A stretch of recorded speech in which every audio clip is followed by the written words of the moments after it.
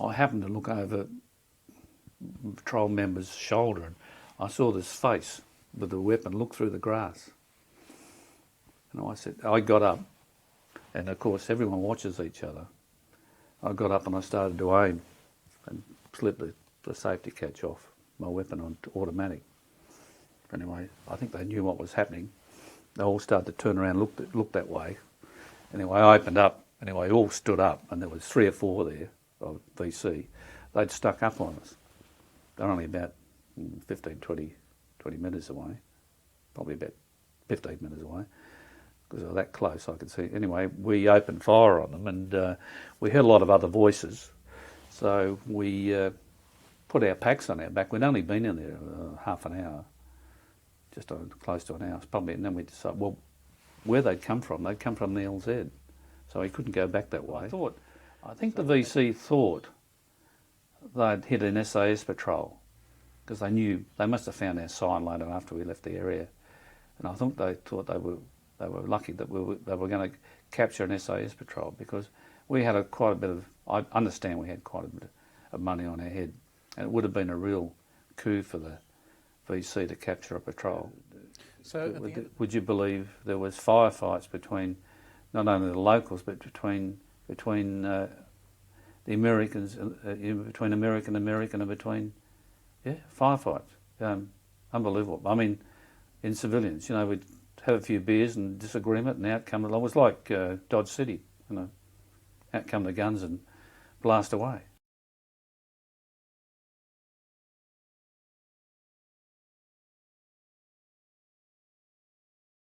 Okay, so Alan, can we start off by you giving us a summary of your life from your birth to present day? Right. I was born in Melbourne on the 24th of March in 1943 during the war in Melbourne. I joined the army in '63. Left Perth in '63. Did my basic training at Kampuka. And then went from Kampuka to Ingleburn. From Ingleburn, I was lucky enough to be selected to go from Ingleburn to Malaysia as a reinforcement to 3 Battalion at Terendak in Malaysia. I was 18 months in Malaysia.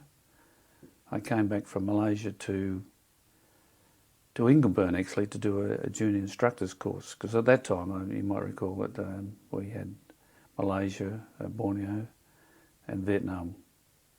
War was starting to gear up. So the national service intake was starting, so I ended up being an instructor, a corporal instructor in Ingleburn. I was there for nearly 2 years.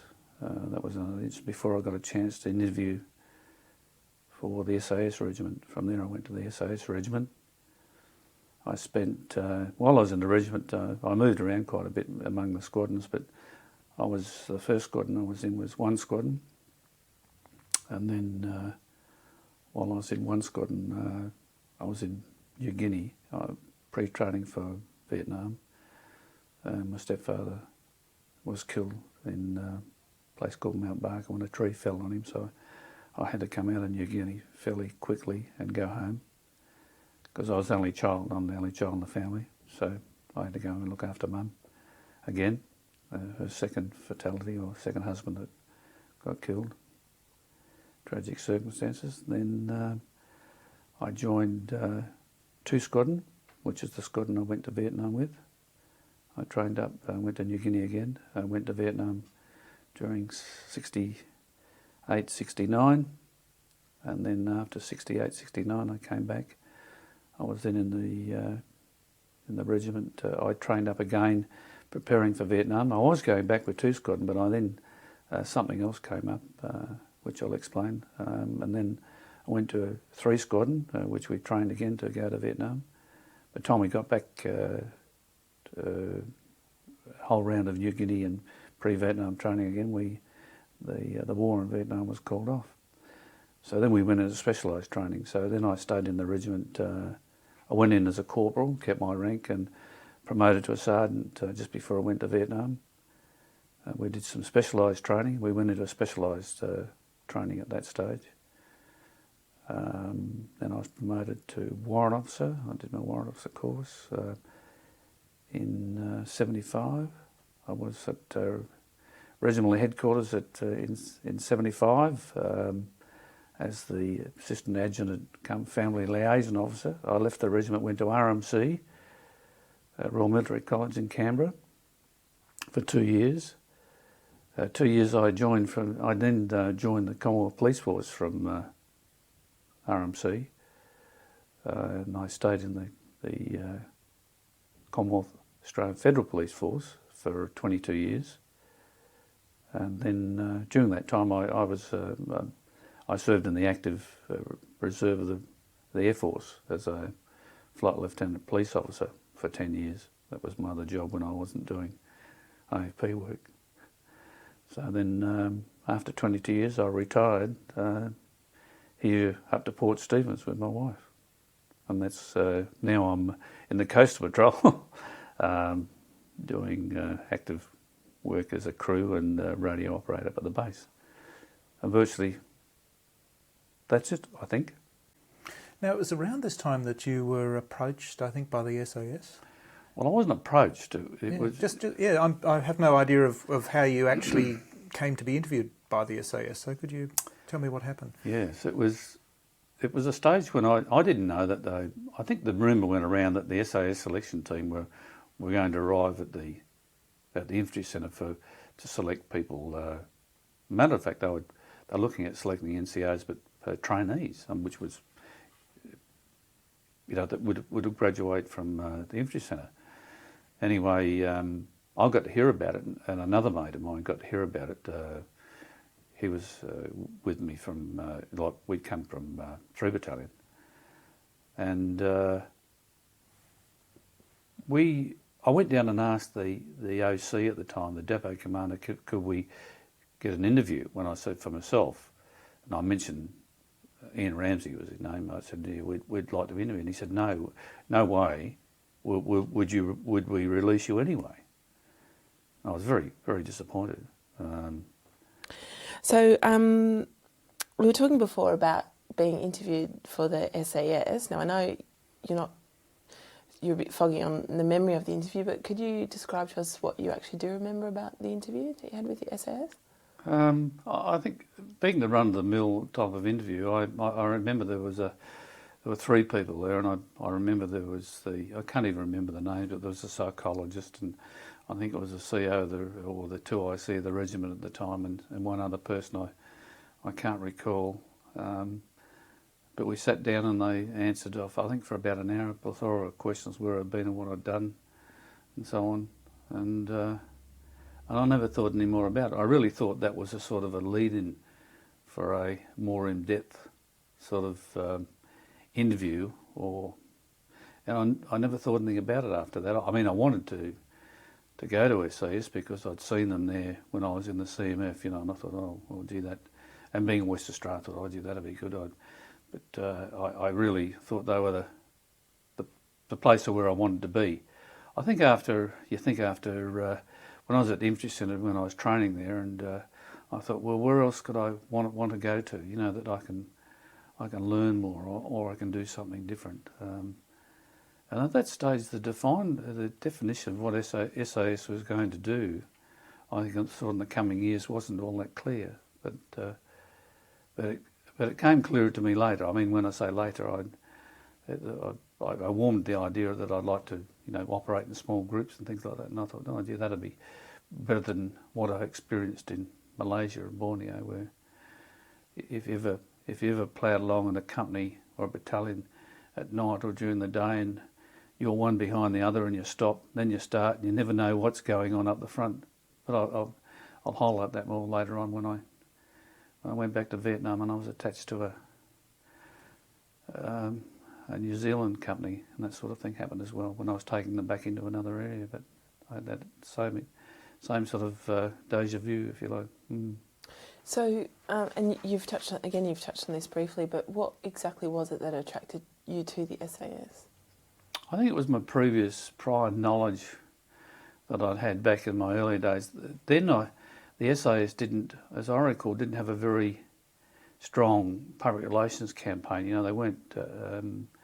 I think at that stage they just started to build up their numbers, and they never really got into the public relations area, and they were just starting to build up. They wanted more numbers in anticipation to their future commitment. And I'd recall the earlier days, and the guy that I went with the interview with, the other guy that I was with when we stopped and talked to the interview, people that came out of the officers' mess at Ingleburn, he was a Western Australian as well, so he knew a little bit about it as well. So other than that, that's how I saw them. You know, they were professional soldiers. You know, the top of their profession, if you like. Now, I'm intrigued that there was a psychologist in the interview. What sort of questions did they ask you? Well, I can't remember what sort of questions. I suppose being a bit naive at the time about what sort of questions that psychologists would ask me. I suppose he asked questions and I never thought. I just gave the straight answer. I wasn't prepared. You know, I wasn't prepared. I just I gave what I thought was the right answer at the time. And so what happened when you heard that you had been successful in the interview?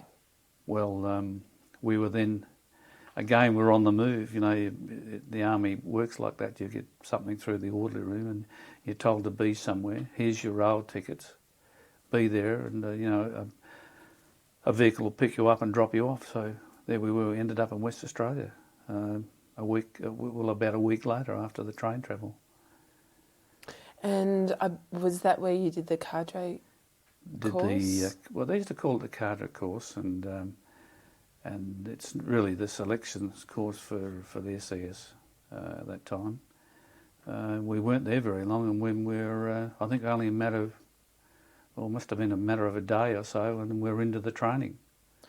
Okay, so just so it's clear for me, the cadre course was also part of the selection process. Well, that's another name. Oh, okay. Another name. Right. Yeah. But the course that you did was as part of the. You were still undergoing the selection process to see whether or not you would be successful to get into the SAS. Is that no? We were actually selected when we were told to go there. Okay. At all times, though, as it always been, when you go to SAS, if you don't make it on day 1 or day 35, you're told. Well, you're not really told. You're just told that you weren't successful, and you pack your bags, and they've got your ticket back to your originating unit. So when you leave from a unit, you're always, if you don't make it, you don't come back. If you make it, but if you don't make it, you go back to where you came from. You know, you don't get posted somewhere else. You just go back to your original unit. So what did the course consist of? Well, the courses really don't change all that much, but it's a lot of intensification of your basic skills as an infantry soldier, and that's all the weapons training and so on, and your map reading skills and so on. They don't teach you anything. You're just given firearms and different drills to do map reading, and you're told to do it. I mean, they expect you to know it, but you get so much of it. You're told to navigate from here, navigate to there, go here, go there, carry out firearms training, do different tactics. They expect you to know the drills. So you start off a bit rusty, but you soon pick up pretty quick, and you're told, you know, that's the wrong way to do it, and you pick it up. I think I was lucky that being in that way, I was being at the infantry centre as an instructor, corporal instructor. I had most of those skills pretty well squared away. So the only thing I didn't probably have was my level of fitness, because at that time I wasn't sort of looking at my fitness as running every day, but I was reasonably fit, so I picked up quickly, you know, my fitness level. Probably being only, at that time, only 22, 23, I was fairly fit anyway. Were there any specialist, any parts of the course that you hadn't trained in before? I think what I hadn't done before is mainly, as I recall, is long marches, if you know what I mean, long distance, long endurance. I hadn't done very much of that at all. That was day in, day out, night and day. And that was over long distances, carrying quite a bit of weight in unfamiliar areas. I mean, you're given a map and you're asked to go from point A to point B and then on to somewhere else. And you're kept on the go all the time. You never got much sleep. We did a lot of our training, weapon training around Swamp, and then we moved up Bindoon, which is up in the bush. Live firing up there, we did live firing up there. And we did live firing and then physical activity up there and also map reading. Then we moved down to Collie. We did river crossings down there in the water. I think it was roughly, I'm trying to think what time of the year it was. I think it wasn't quite winter then, but it was very cold. I remember the water being very cold. It's very hilly down around there, so we're sent off on different courses and did different things. We're broken up into small groups, but it was. I remember it as being quite intensive, and on the move all the time. A lot of push-ups and do this, do that, So you were kept pretty well on the move, mate, all the time. And I felt at that time I was not used to that, but it was similar to what I was doing. I was giving to the trainees at Infantry Centre, but there was much more intense, of course, and in smaller groups. What about things like hand-to-hand combat? We weren't given that sort of skill, or we weren't introduced to that skill at that stage. What it was to do was then the focus was on refining the highest level of your basic skills that you could do. Weapon handling, training, tactics, movement, wearing your equipment, map reading, working in a group, working in a team together. They're all the things that the focus was on, So and under a lot of duress. So it sounds like it was like what you just said, like a honing in on skills, a skill base that you already had. Yeah. Yeah. Some went by the wayside because they didn't have those skills, so they couldn't keep up, and that was part of it. You couldn't keep up with your colleagues or compatriots. You just sort of dropped behind. It was interesting, on the course I had over 2/3 of the course were national servicemen selectees, so I think that sort of points back to where the selection team were looking at the time as well. What were they looking for? Well, they were looking at that stage, they'd made a policy that I think that was the first group of national service that the regiment had actually selected, was the course I was on. Funny enough, I was one of their instructors at the time, Not all of them were national service, but most of them were. Was it also a case, do you think, of a bit more of brains rather than beef, or what's in terms of the type of? I mean, obviously, like if you were to be successful in the SAS, you did have to have a have your head screwed on properly. Oh yes, yeah. I think they were looking for maturity. I think that's where it was coming from. And when I say they're not, that was one of the things they were looking at. But also, you had to be I don't know whether the right words, intelligent, but you had to be common sense, but also able to do things at the same time, be proficient. And I suppose that they looked at you. You're willing to accept things. You know what I mean? That you were accepting, are willing to learn, but quickly. You know what I mean? I think that was the way it was. So what about humour? How is humour an important part of this training? I think the humour is when you do it. It's on the course. There's a lot of self-discipline. I think that's what it's about. It's self-discipline, yourself, be able to keep on going. But when you humour, we talk about you, and you're able to laugh at yourself and other people, and sort of joke about it. It was just one of those things. If you fell over in the mud or you hurt yourself. I mean, it was a laughing matter. So if you know what I mean, it was joking about it. It wasn't. You got to have the lighter side because that helped you through. If you treated it all very serious, I think it'd be very, very stressful. If you know what I mean. So what about some of the more serious things that happened during training? Were there? Obviously, it was very intense what you're going through physically. Were there any injuries or casualties with the training that you were undergoing at this time?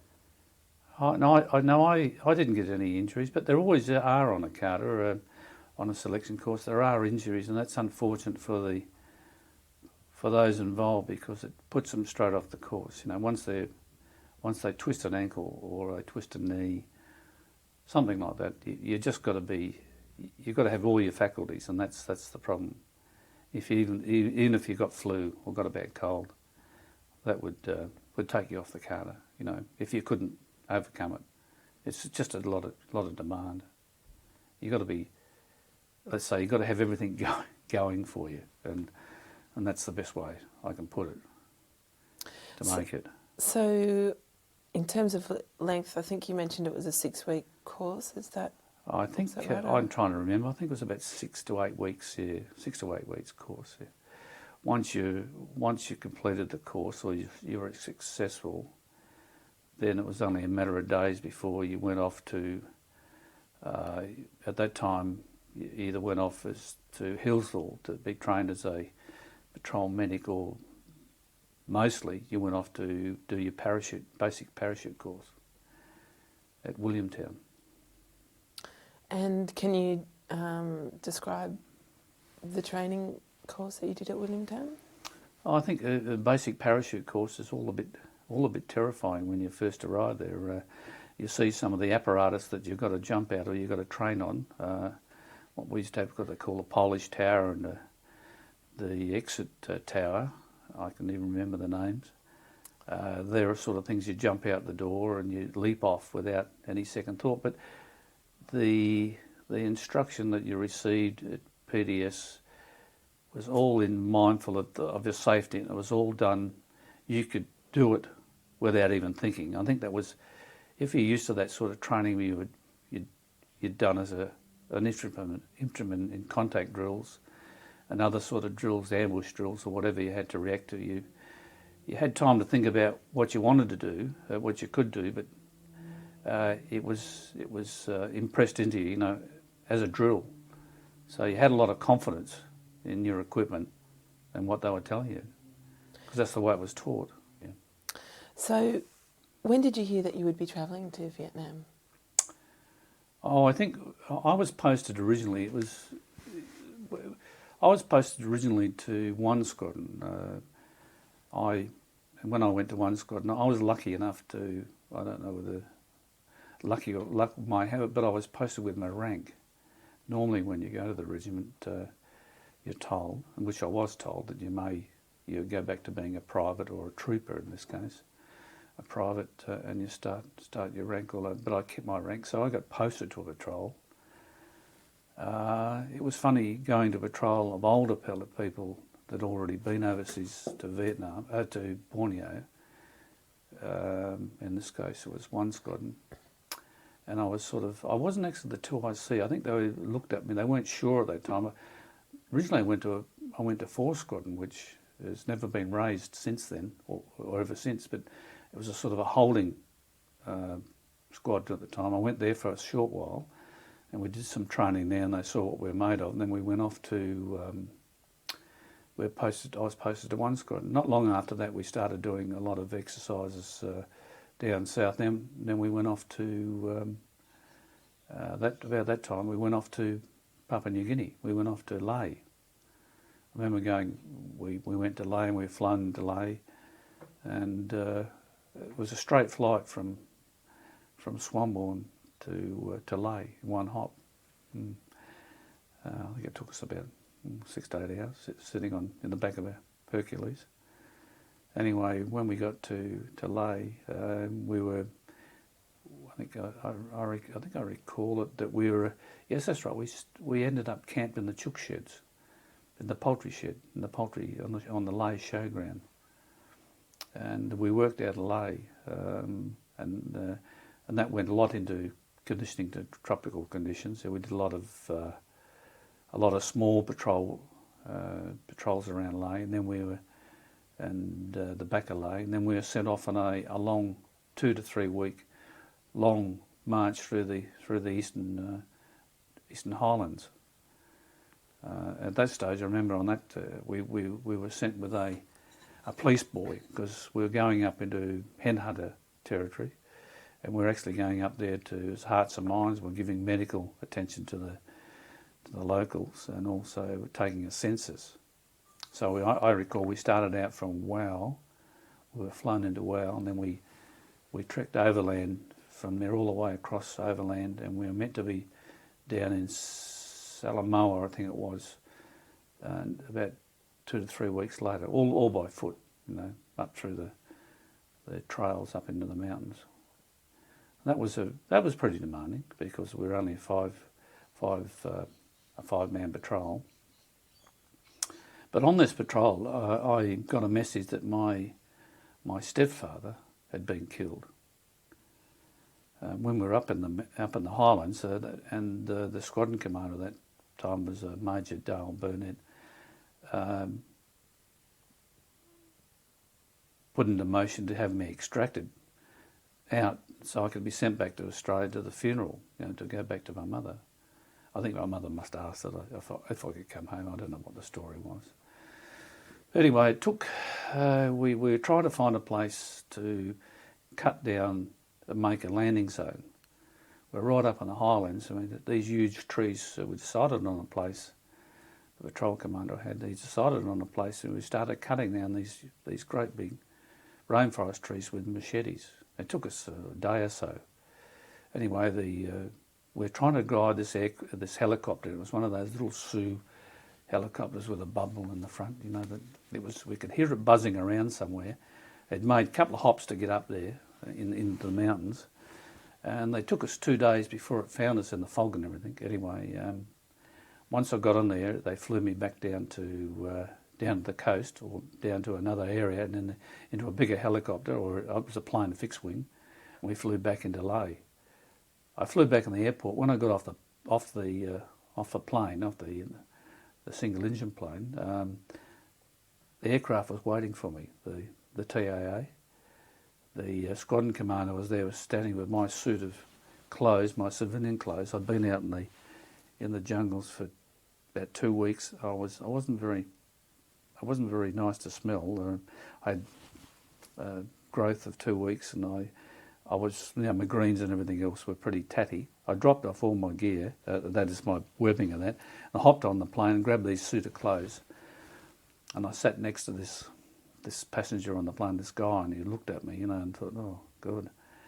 Yeah, I must have smelled something terrible. Anyway, on the way back between Port Moresby and Cairns, the flight attendant got me the toilet on my own. She said, here's a bag. She gave me a big plastic bag, so throw all your gear in there and get it and wash in the sink. So I was doing this, Dobie in the sink and having a shave. I come back out there with my civilian gear on. I gave her all my dirty gear, and I don't know where it went from that day, but they looked after me. That was in first class. So I got back to Australia and attended my stepfather's funeral. Is that usual for them to go to so much trouble?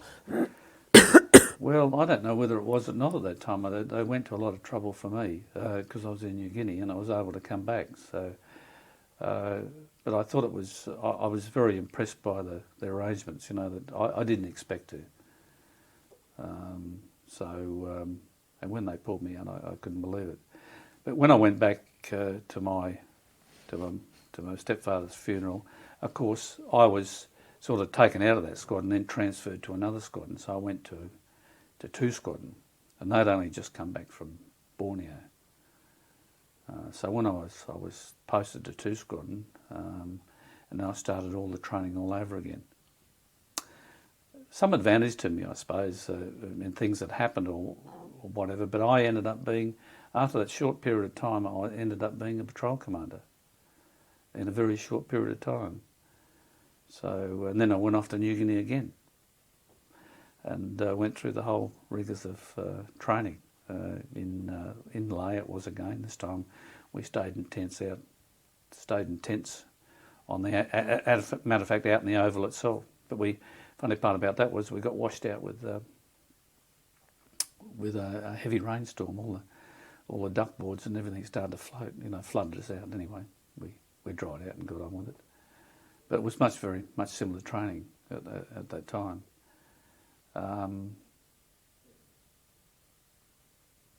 Yeah, I think that's about a very similar pattern of training when we did that at that time in preparation for Vietnam.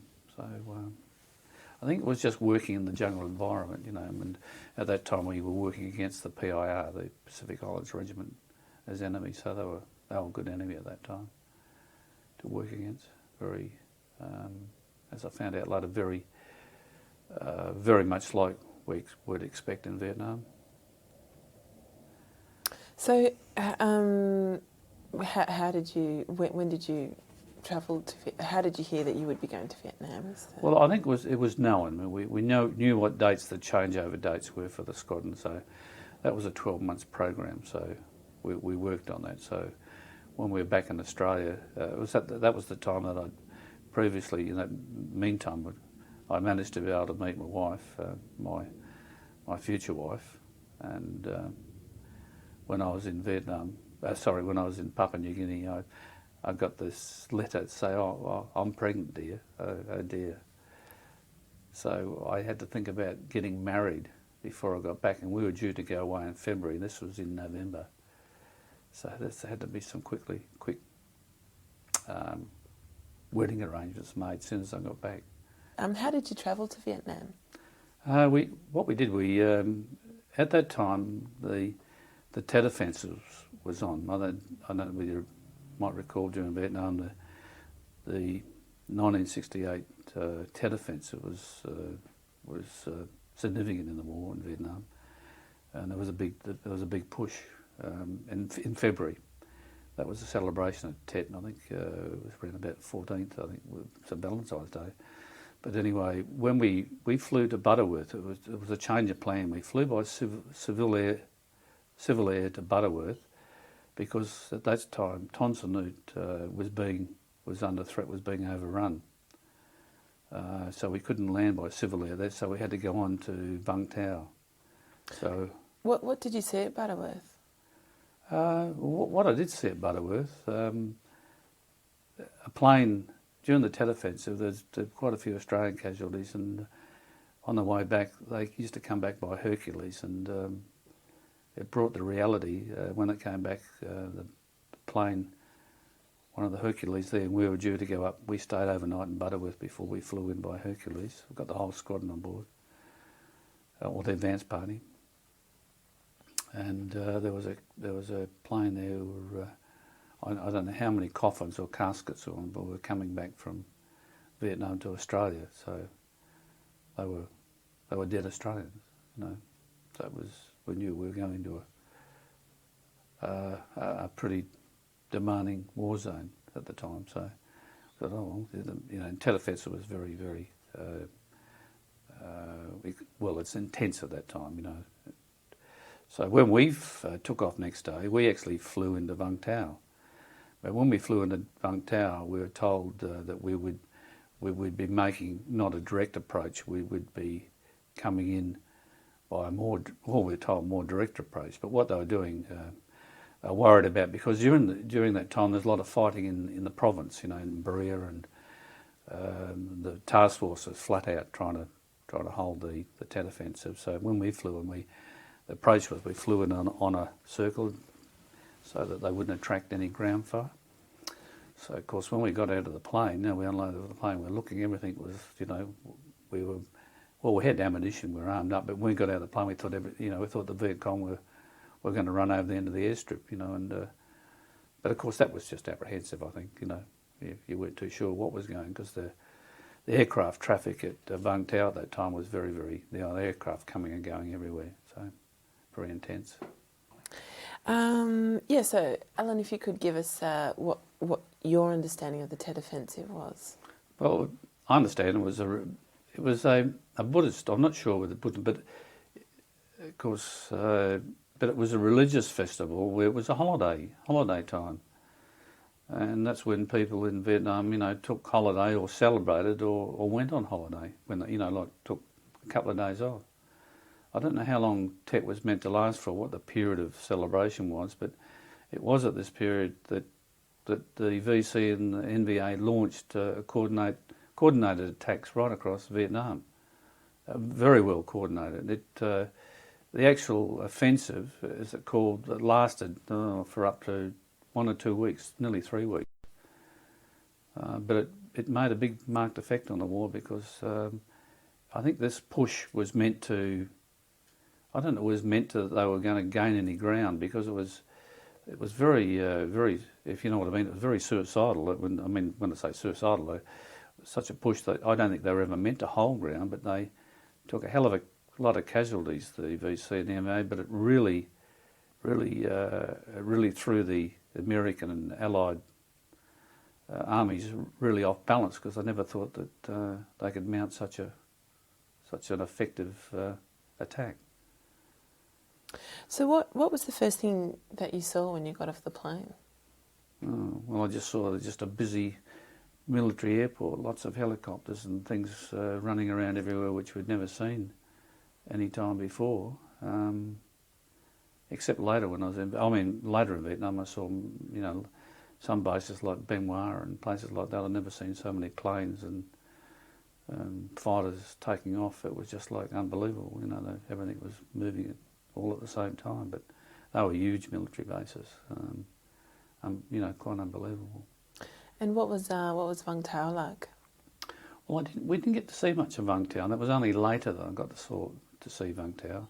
Because even when we were flying in, as you know, we sort of spiralled in the C-130. I didn't see much of Vung Tau at all. I didn't look, everything was going around in circles when we looked out the windows. But it wasn't until months later we got to see anything of Vung Tau because we were loaded onto trucks and we were in convoy up to Nui Dat, which was about 40 to 50 kilometres, about an hour's drive away. So we all looked out of the trucks at the paddy buns and all the locals going by. Expected to be. We had a fairly heavy escort because at that time I might have mentioned that in Phuoc Tuy province, which was the province we were working in, generally working in, that the Tet Offence was going. There was a lot of attacks on provincial centres like Berea were occurring. So they really didn't know where the VC or the NVA or at that time what they called main units were going to pop up. When I talk about main units, these were organised. These were organised units, that were made up of local VC, NVA, and other. They were professional units. They were actually working as a unit. In basic, like basic warfare. And what was Nui Dat like? Well, when we arrived at Nui Dat, we went straight up to the hill. The hill was our known. That was the place where the SAS squadron. It was the only hill in the whole area surrounding Nui Dat. It was rubber plantations, or rubber and banana plantations, and that's where the first task force was located.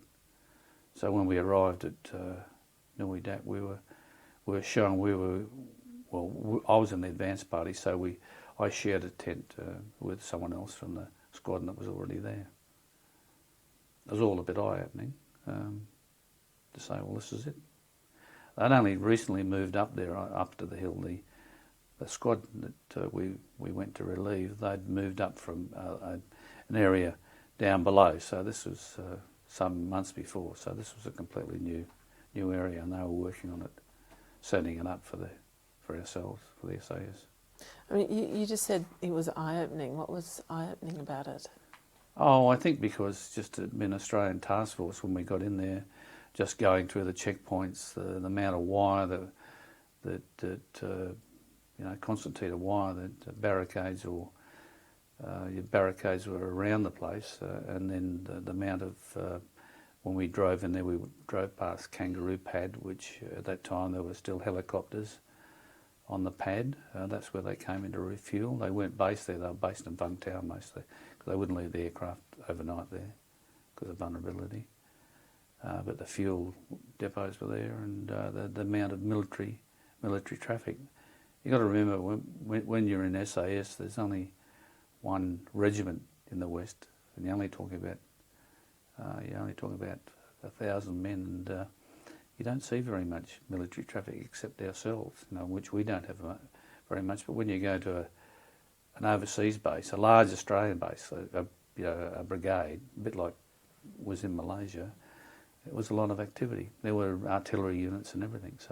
And we passed through an artillery unit on the way up to the hill, and helicopters, and so it was it looked like everything was in full swing, and the guns were firing.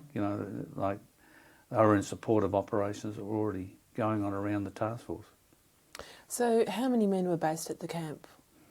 At the SAS, you're only looking at 100, or a little bit more, and that was the SAS lines, if you like, because that was about a squadron.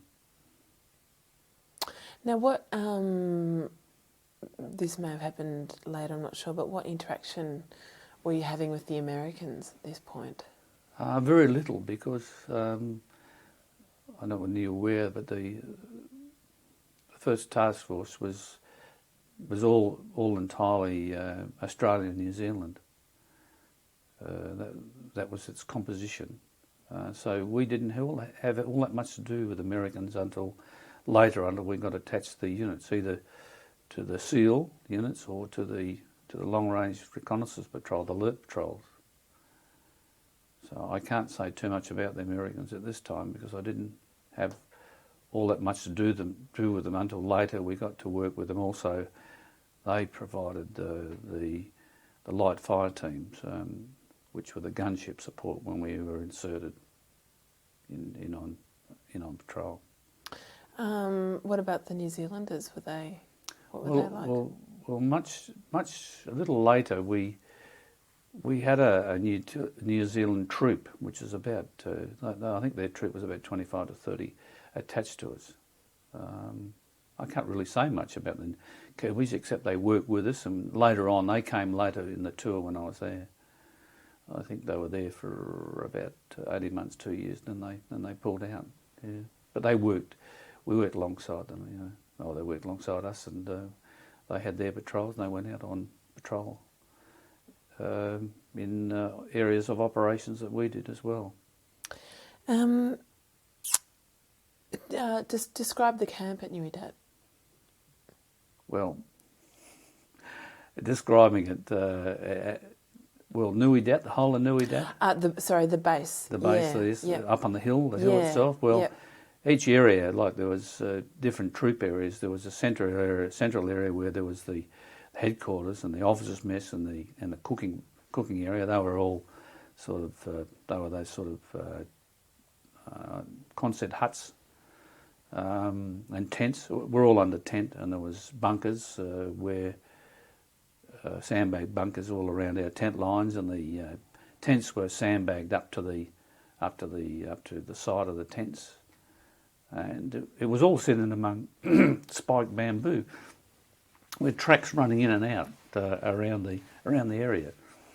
So we're sort of, it wasn't unpleasant in the sense we're all set in among the bamboo and among the bush. But what they'd done there was improvisation. They got showers and a laundry, a little shed and a laundry where a couple of light burn washing machine, like cement mixer type washing machines, and a big shower which was made up of 44-gallon drums, which was heated by wood, and that was your hot water. And you used to have a shower when you come back off patrol. But the area was, for improvisation, was pretty well set out. In that sense, it was home for 12 to 13 months. So, basic as it was. What activities were you involved in out of this base at Nui Dat? Well, the base itself was where we actually operated from. That was where we prepared. We did a lot of work on our own base. We were part of the perimeter. We weren't. When I say part of the perimeter, up on the hill, we had our own perimeter to look after, which meant in effect we looked after a 50 cal machine gun, which was up on the hill, which overlooked the other side out to I think it was the Nui Tivais, and that was manned every night. But that was our section of the perimeter, even though it was back a bit from the road. That was an easy section of perimeter to look after. But that's where we prepared for our patrols, and that's where we came back to rest after each patrol. When we were first there, we on the advance, we went out with the squadron on introduction patrols, just what we call tail patrols, just around the outside, out from the task force to simulate getting used to the terrain and the procedures that they used. We also went on at that time, we went on I was trying to think, it was a village search, it was a containment. We were part of the perimeter, that was interesting. They caught a few VC in that camp that night, and they were trying to break out. And they had these little helicopters, little Sues running backwards and forwards, blasting, with trying to talk them out of surrendering. Well, of course, they weren't going to do that. But anyway, we lay in this one place all night and listened to this, and rounds were going off over our heads. We didn't know what was going on, as long as we were just lying there in the dust, making up the perimeter for this search of the village search. But then we went in the next day and we carried out village search, looking down holes and down into cooking pots with fish and all other under rice backs. We didn't find anything. We found a couple of tunnels with people, but we found a lot of propaganda pamphlets, and they even set up banners in the village, and this was only just south of the task force, Viet Cong banners and this sort of thing. So that was what we did initially when we got there, before we actually took over, before the squadron itself actually went into its operational mode. The arriving. We were there when the rest of the squadron arrived to welcome them onto the hill. So what happened when the squadron did become operational? Well, we were sent out at that time. We were sent out on reconnaissance and ambush patrols. The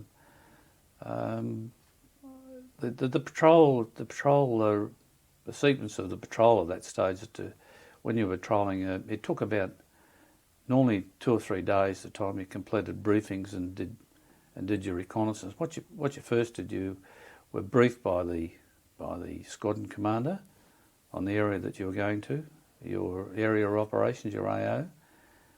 You then got out all the previous patrol reports, any other intelligence you could lay your hands on through the intelligence section. You went out with your 2IC, you went out on a fixed wing overflighted the area through the reconnaissance squadron, the 161 Recce squadron, overflew the area. Try not to draw too much attention to yourself, but you could pick out where things were, particularly where you might be infiltrated into an open area. And then you briefed your patrol. Your patrol test fired their weapons, got all your kit together. Your particular job, if it was reconnaissance, you'd work out your rations. You issued your rations, your ammunition, and then you broke everything down. And then you briefed the patrol what their job would be and what the patrol routes you might take, and what your priorities were, areas you were meant to search and report back on. Just before you went up on a reconnaissance again with the 9 squadron pilot that was going to take you into the area, drop your patrol off, and you just overflew the area, so he knew where the insertion point was, where you'd selected. And at the same time, you give him a brief on what the previous activity in the area might be. And then on the day that you were due for insertion, which is a 5 or 7 day patrol, maybe up to 14 days, depending on the task, you would go down to what they call a kangaroo pad, and you'd have you're all kitted up, all camouflaged up, your face, your hands, all that sort of thing, and kitted ready to go for a 5 day patrol. Depending on what time of the year it was, it depends on what the weight was. If it was a dry season, you had to take a lot of water, especially if you weren't able to go anywhere near any creeks or rivers. I mean, you had to carry all your water for 5 or 6 days. Normally those dry periods were where you couldn't get near a creek or a river. They were 5 day patrols, because by that time with the the heat, you would have used most of your water. You went down to Kangaroo Pad, you got a pilot briefing with the whole patrol sat down, and all the pilots from all the aircraft were briefed by what they call the lead albatross pilot, who's normally the senior pilot. When you were inserted into a landing zone, you could have up to 1, 2, 3, you could up to 4, 8 aircraft for one patrol, for one 5-man patrol. It was very resource intensive to insert or extract an SAS patrol. Why was so many needed? Well, the idea was to give protection to the aircraft, and also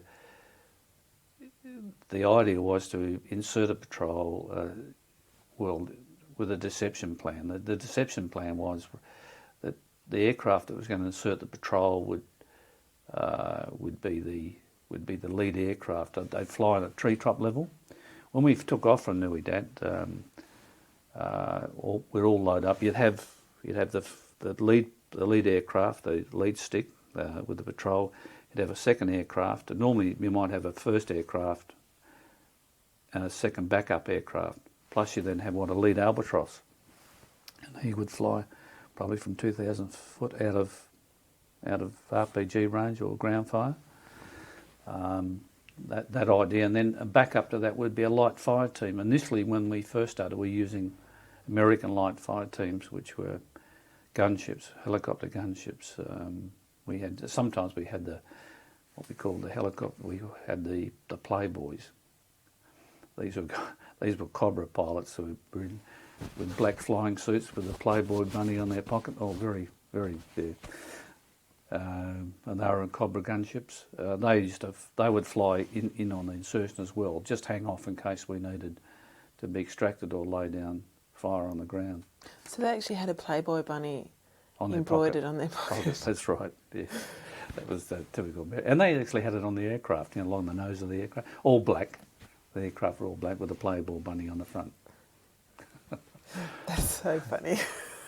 Yeah. I think that was. I'm not saying typical, man, but that was sort of flamboyant. I think that's how they were. But anyway, as we were, so we'd reach an area, and then I would sit. Being the patrol commander, I'd sit with a headset on, and I'd hear the directions being given by the lead as we were coming, and then we'd drop down to treetop level, and then we'd fly in at treetop level. Sometimes up to 10 clicks, between 5 and 10 clicks. That's 1,000 metres. Clicks is if you worked it. So we'd fly in at the clicks, and as we come in at treetop level, the aircraft would flare off and turn around back into the LZ. Even some of them were very tight. The pilots were. We had a very close working relationship with 9 Squadron pilots, RAF pilots, very close. And they'd turn around and come in and land the helicopter. By that stage, I'd be trying to look at, pick the LZs who were coming in. I'd say to the pilot, yeah, this is it, and take off the headset. We'd all get out the aircraft. Another aircraft had come on over the top at treetop level, so the deception plan, they wouldn't, if anyone was listening, they wouldn't be able to tell, or shouldn't be able to tell that there was an aircraft landed. And that would cover that, and then the aircraft would pop up and then fly forward, and then another one would come behind that. That was a backup aircraft. And they'd fly out. Now, of course, the noise, there's a lot of tension. I've got to say this, there's a lot of tension when you're flying at treetop level and you're going in and you're looking at the other guy, and all the doors are open, you're ready to exit. We weren't strapped in. Seat belts or harnesses don't come into that, not when you're in that situation, because you've got to get out quick. We would land. Sometimes they couldn't land. They may hover, because preferably you'd land, but sometimes you'd pick a landing point. It might have been the wet season and the water would come up. And of course, if you landed, you'd sink into the water. I'll talk about that later. And you'd leap out.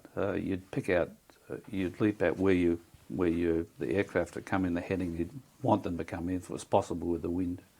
You'd head out on a bearing into the tree line. once you're all out, of course, a lot of noise, and then the aircraft would go, and then after the other aircraft had passed over at treetop level, there was complete silence. So after all this noise, you'd be there in the jungle with no noise except what was left after all that racket. Slowly, the natural sounds would come back of the crickets and so on, and then you'd be very intently listening. And we'd move in just off their landing point and listen for about 5-10 minutes, and then start to move off.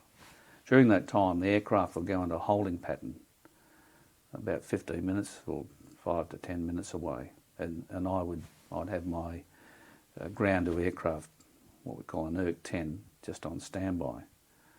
If we ran into trouble, normally I'd press the button and an ERC, like emergency signal, would go out, and I'd be able to talk to the aircraft that I was in trouble, and they would come back. But we would then move off and then stop and listen very intently for up to 15 minutes. Because after 15 minutes, if the aircraft didn't hear anything from me, they would leave and go back to base. So this insertion was complete. So we then went start patrolling, and it was a very slow patrolling, depending on the time. But if we got hit on the landing point, on the landing zone, and we're moving off, well, I could call up the aircraft, and then, of course, it was a procedure to exfil us, or extraction, was it?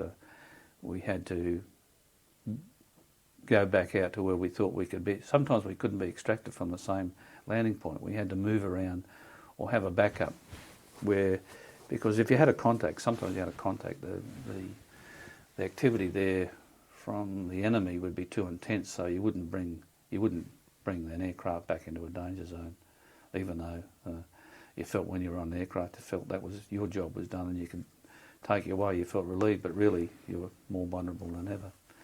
So if you did have a contact, you verified as a contact at that time in the aircraft or in holding pattern, you could call them back. Well, you're talking as if there were incidences where that happened. Mm. Can you describe one of those incidences where you... I think the best one was, there was a couple, a lot of the time you got extracted, but there was one in particular which unnerved us a bit, I should say. We got in and we thought, okay, we're fine, and we moved off for the aircraft had left the area, so we thought, oh, okay, we're in and we're able to carry out our patrol. Because once you can move away from the landing zone, I mean, you've got this balance. If you move away, that's your safe extraction, and if you move too far, well, at least you can blend in with the jungle and you can get lost. But once we moved in this particular time, we crossed a track, a well-marked track. Now, your footpads are like single tracks in the jungle, and they're loose soil. And obviously, you've got this pad about a foot wide and they've been well used.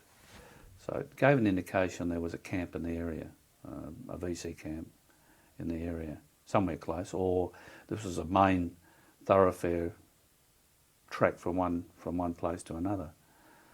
So we crossed this track. Anyway, we decided to, after seeing this track, we decided to lie up, which is LUP, to lie up in this place and just see whether we could hear any other activity in the area, just because while we were in there, we looked around and there wasn't much area, so we moved into this patch of high grass, like kunai grass, and we sat in this area, which we normally do, LUP, back to back, and we took off our packs and we thought, we'll have a 5-minute break and listen. Anyway, while I was sitting there listening, we could hear this, because there's a lot of deadfall in these areas where artillery had brought down and B-52 bombing raids, and normally artillery had brought down a lot of branches all over the province.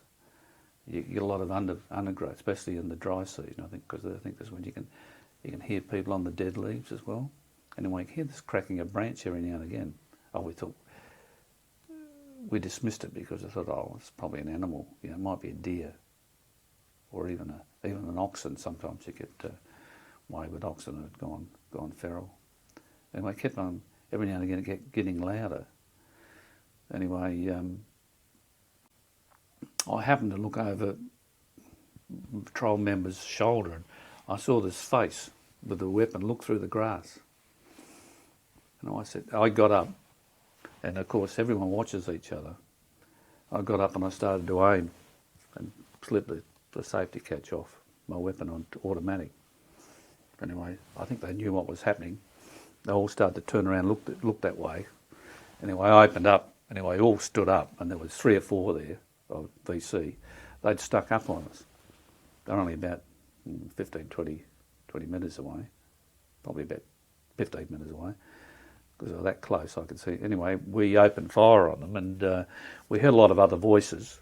So we put our packs on our back. We'd only been in there half an hour, just close to an hour probably, and then we decided, well, where they'd come from the LZ, so we couldn't go back that way. So we had to, then demount by fire and movement. We moved out of there and got into some thicker vegetation. By that time, I was able to get out my map and look at where we could go to. So I had to give a bearing to the forward scout. As he was running off to the LZ, at the same time we had to stop and call in. Now you've got to remember that the patrols they could have voice with the aircraft, but we didn't have any voice with our base. It all had to be sent by setting up the radio set. It was a 64 set, laying out an aerial, opening the set and sending a code word if we were in trouble. There were different code words for different things. We used to get a different set every time we went out. So we had to lay out the radio, take the radio out of the pack and send a message so we could get extracted. So when you did that, and we set up the situation. We sent them a code word, and of course, when it comes back, what's the situation? You could pretty well send it in plain. Normally, it was sent in code. Anything we sent was in code. One-time letterpad, and so we had to sort of break with the pursuing, if you like, try and get a big enough break so we could set up the radio, lay out the aerial, which was a ground aerial, and then get the radio operator. I had to give him the message, and normally he would send the code anyway, and send the message and we'd get a reply and tell them where we're going to be, what landing site we're going to be in. So, and that was all done in that time, at the same time. Anyway, we went off to the landing. We found a landing zone. I looked at the map and we come around in a different area, about 200 or 300 metres away. But when we were moving through to this other landing zone, I cut through a camp, or looked like a camp. There were some bunkers there, but several well-used tracks. So really, the frightening thing about it was at that time that I didn't know where I was going to, whether I was going to into more trouble, into a more intense area or not. But anyway, we got to the landing zone, and then when we were there, we waited, and we could hear them coming. But by that stage, we got an aircraft. RAF 9 Squadron were terrific. They had an aircraft in there pretty quick. Once they got one aircraft up to lead Albatross, he could be in contact with us, and by ground aware, we could tell him what the situation was on the ground. And then they could call in the gunships. Once the gunships had come in, they started to. We were used to move out to the middle of the LZ or somewhere where it was safe enough where we could have reasonable visibility, and then they would start to lay down ground fire into the trees, which in this case was over our heads, miniguns and rockets into the area where they thought these people were. And then we got extracted from there. So that was that was the worst case again, when you were just in there and had to be extracted, within a very short period of time. Was that your first encounter with the VC? No, not at that time. That was, I think, about the second or third time. What was your first encounter with the VC like?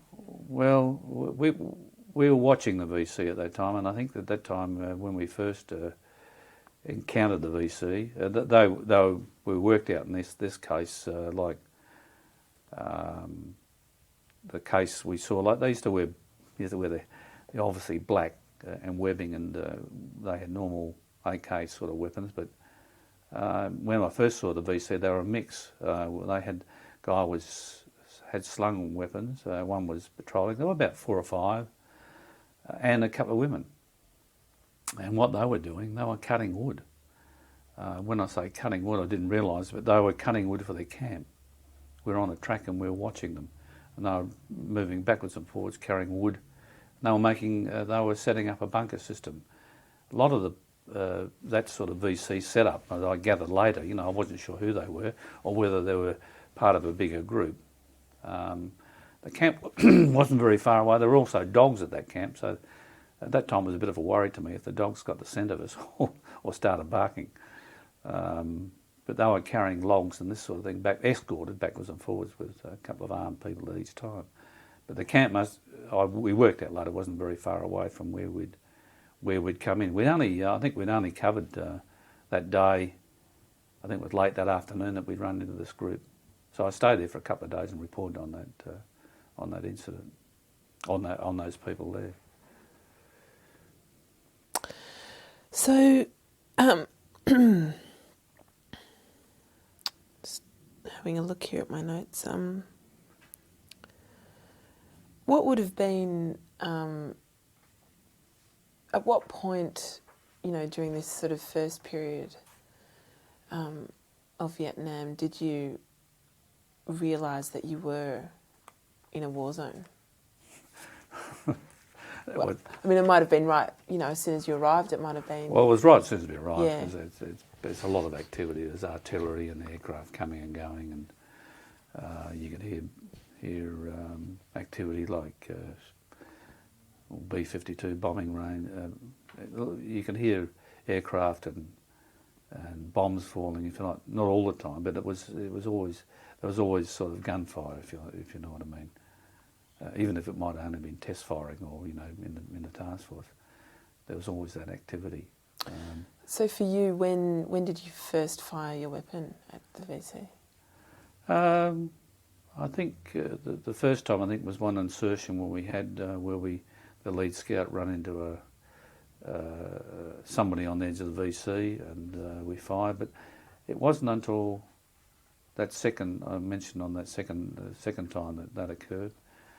But later, I think later one of the significant things that I'm trying to think where other things occurred was when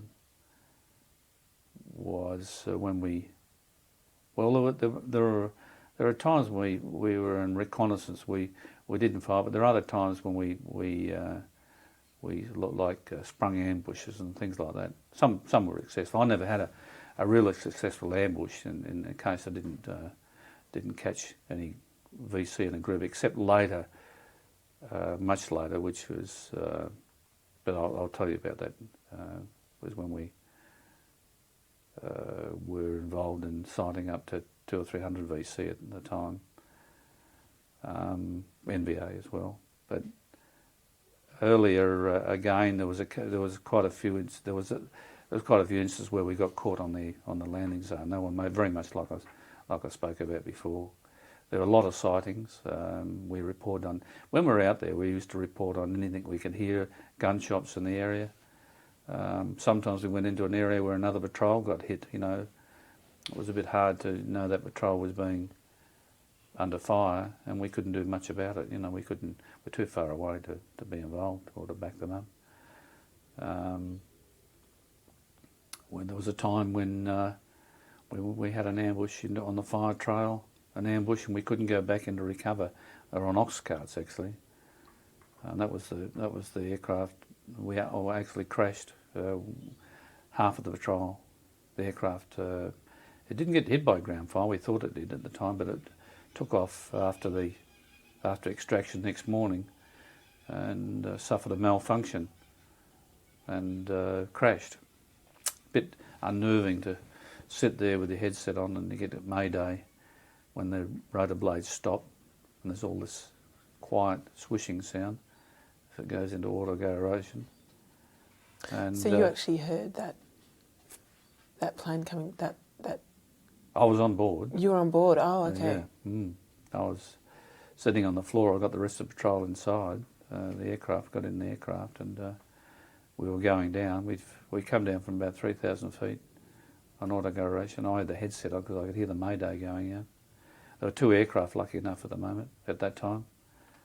And the other aircraft was taking the other half of the patrol. It was a 10-man patrol. We crashed into a paddy just below the Long Highs. I was myself on the door gunner was the only one injured. I was on the floor. When the impact, we're moving forward because it's auto-gyration. You've got to keep, the aircraft comes in and tries to land forward because it doesn't have any, in this case, didn't have any hydraulics, so it couldn't sort of hover in any fashion. We went over a paddy bun. The tail boom broke off at that stage and the blades hit the ground. But the pilot and the crew were very good. We stayed inside under the blades. The engine wasn't running, but the blades stopped. I'd hit the floor and hit a tie-down bolt on my forehead. And I was bleeding from the forehead and I didn't know what I did. I thought I'd crack my head open, but it was only a superficial thing. Later on I found out a couple of stitches, but blood was running down all over my face and my eyes and I couldn't see out very well. The guy helped me out, the poor old door gunner, I think he broke his nose. I broke my nose as well. He lost a few teeth. Anyway, we got out on the ground, laid down and the blade stopped and moved away from the aircraft. And the other aircraft was able to come in and land behind us. But that was a traumatic event.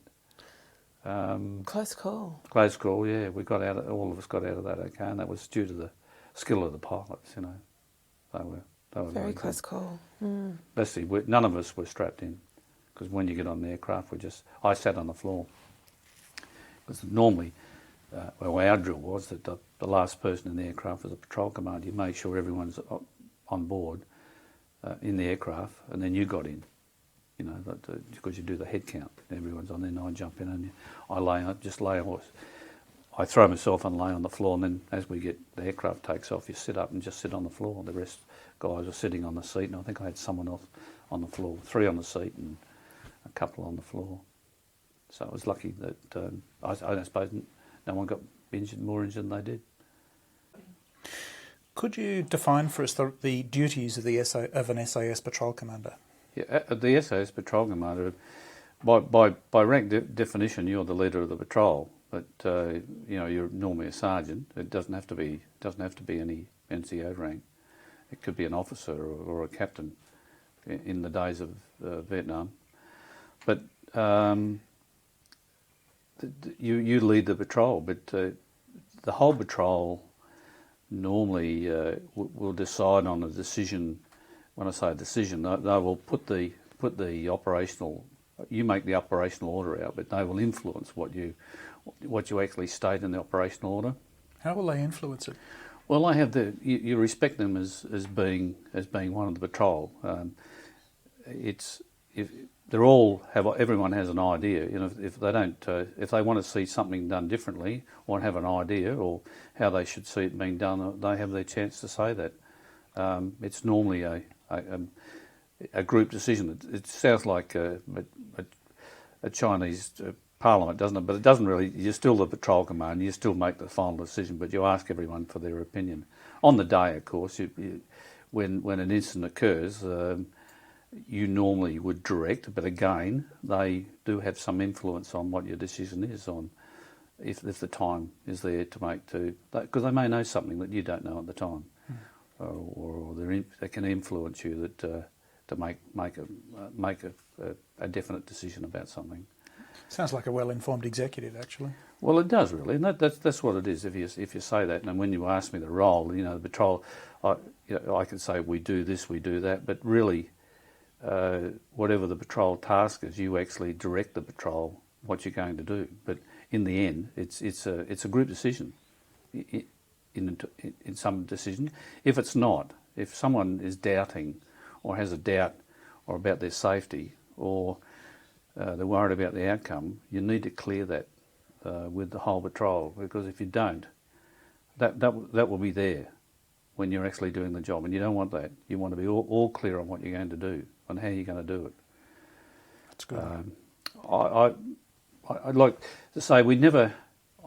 There were times when we could have, you know, there are times when we could have changed direction, but most times we never had that problem. If you know where I'm coming from, it meant that everyone was satisfied what we're doing. Yes. Well, that's a very good definition. Thanks. If on a debrief something brought the point out after an incident, after patrol, or we'd bring it out on the debrief. We'd remedy the problem.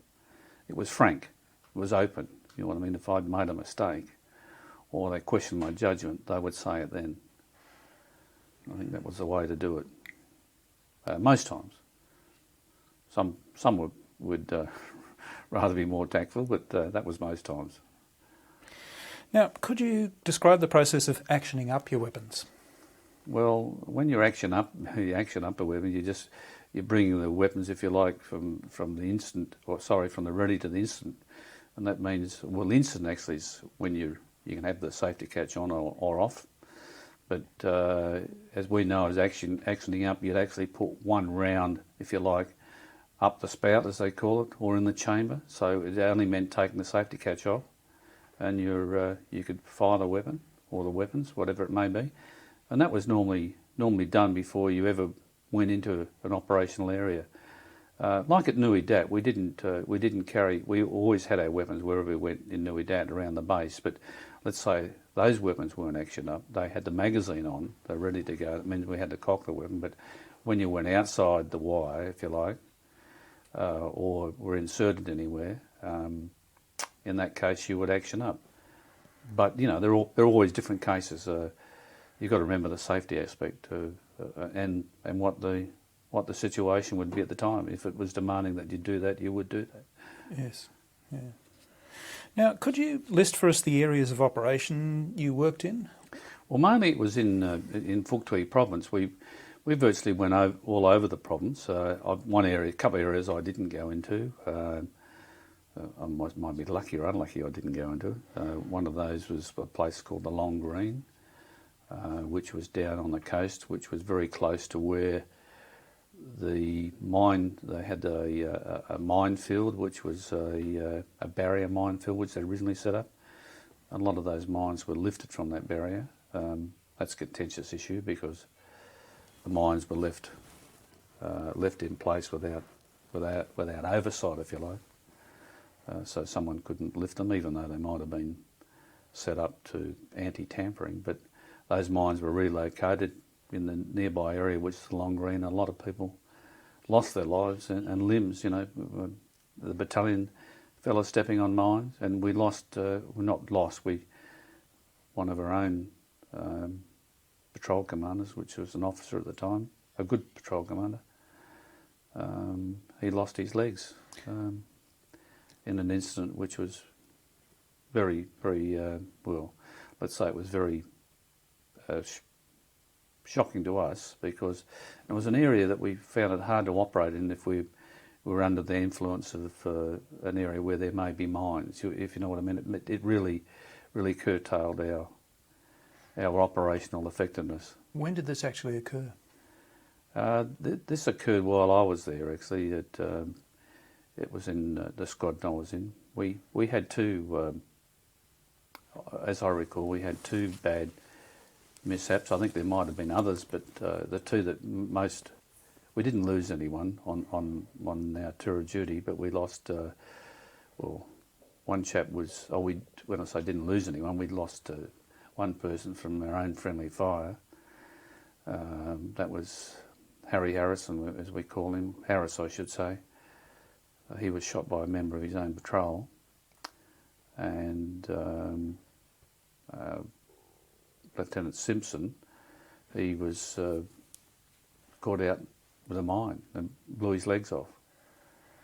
Now, you said that this was as a result of an oversight. Whose responsibility was the oversight? Well, that goes much deeper than, well, I'm not trying to evade the issue, but that goes back to a decision made by a task force commander, I believe, to lay out that particular barrier minefield.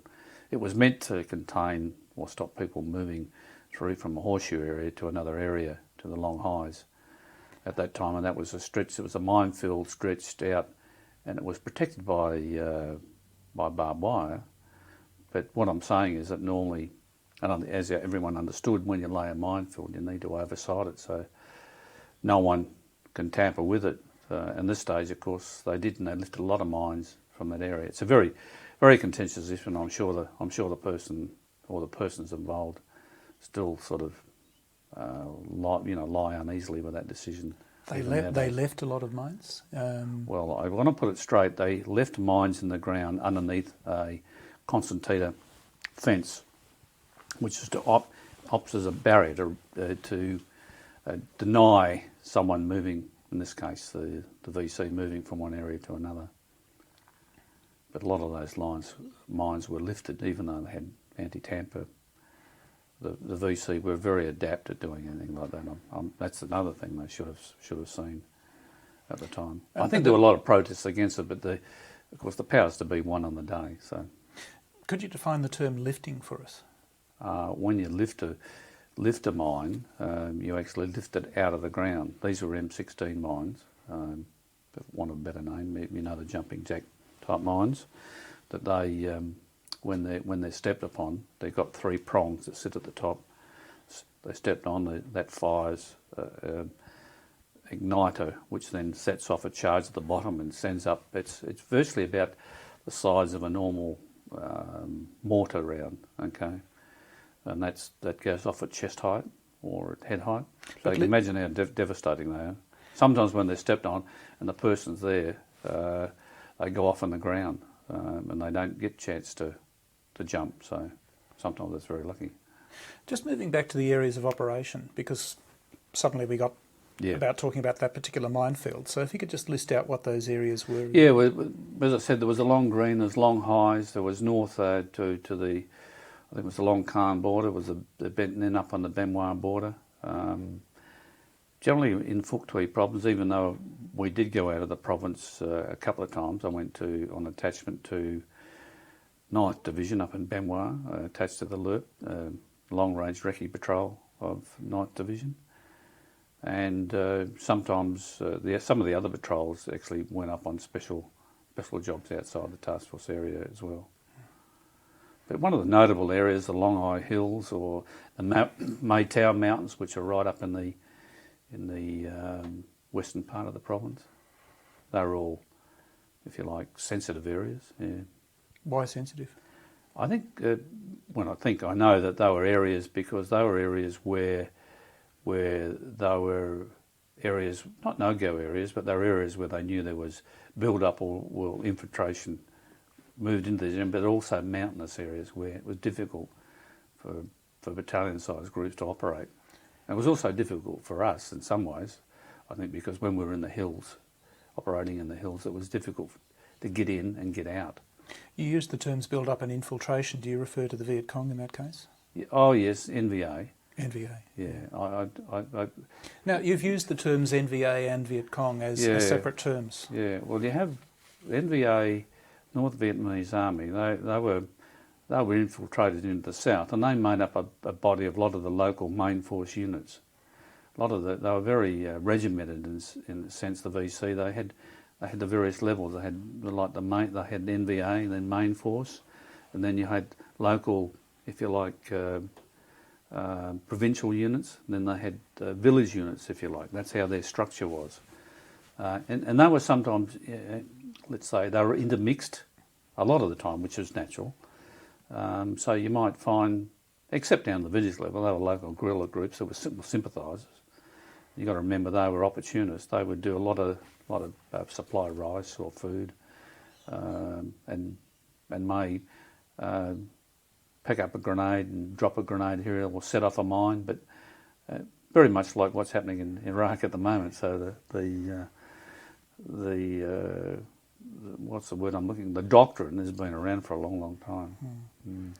Just going back to your descriptions, we were tape or so ago, we were starting to describe what you did when you went onto patrol, and we got as far as the aircraft that had inserted you hovering and circling for a while to make sure that everything was all right. They would go to a holding area well away from the insertion area.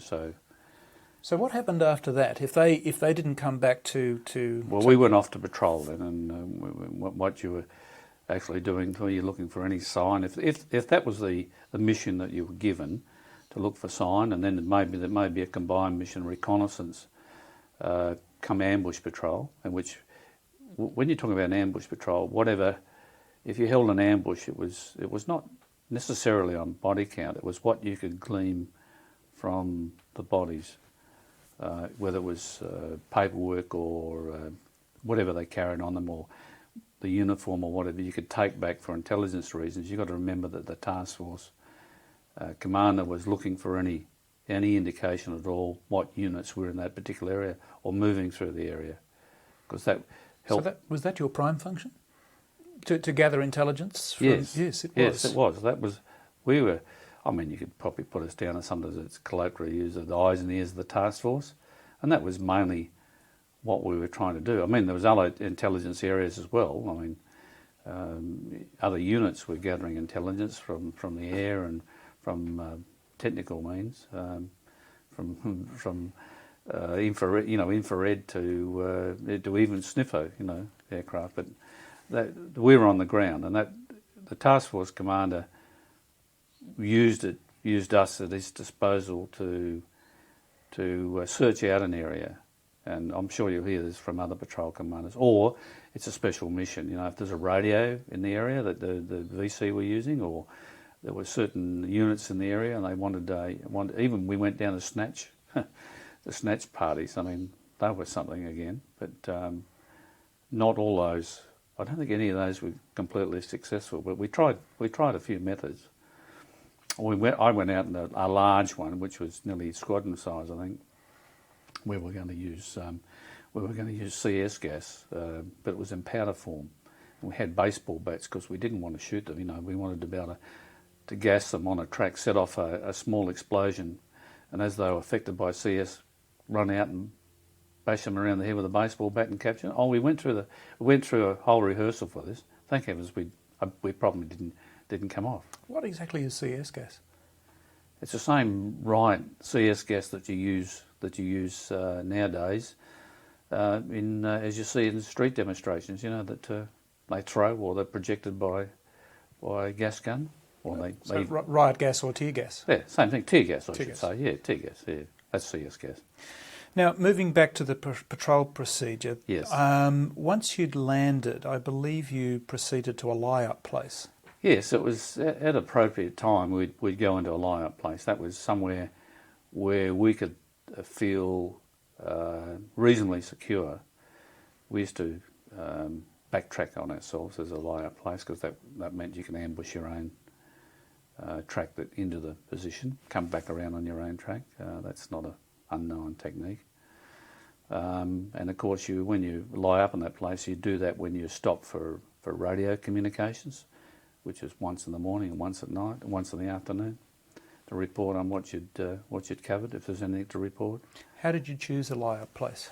Well, a lie-up place, visually, if you could try to find a lie-up place which would be very thick, let's say thick jungle or vegetation where you could move into and you could virtually look out, but also if anyone else tended to move in that area, they'd be disclosed, if you know what I mean. So it was very hard for them to see you, but also very hard for them to not see you but locate you, but also gave you that reassurance that you could be there. But one of the difficult things was when we were lying up in, say, bamboo, which was spiked bamboo, it also put us in a position that if we had to break out of there, it made it very difficult with spiked bamboo, because you leave half your clothes hanging on the spiked bamboo and your equipment. So you always had to have an exfiltration point to get out of a place. But when you lie up there, you sort of sat back to back most times, or very close. Back to back was at night time when you were lie up, and that's where you'd sleep like that. You'd sleep with all your gear on, and you have your pack and your weapon alongside of you across your knees. So were there different periods of time depending on the purpose of the lie-up that you would actually spend at the lie-up place?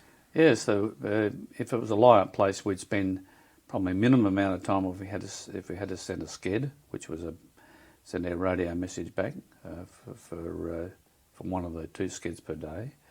The second time we'd probably lie up for the midday, or there used to be a siesta period in very hot during the dry season. It got very, very hot during the time from about 11:30 to about 2 or 3 o'clock in the afternoon, and there was a lot of dry leaves on the ground because they were either defoliated or it was just time of the year when you get semi-deciduous trees, and every time you walked, and because it was so quiet and still, it was very loud. So normally you would just move a bit slower. But if you thought you were anywhere near the enemy camp or near anywhere, you would try to lie up during that period of time. And that was very, very hot during the hottest part of the day. And the VC used to do that most of the time. Well, we thought they did. And not all the time they did that. They still moved because they used to be able to move along a track which was clear to leaves anyway, so they didn't make any noise.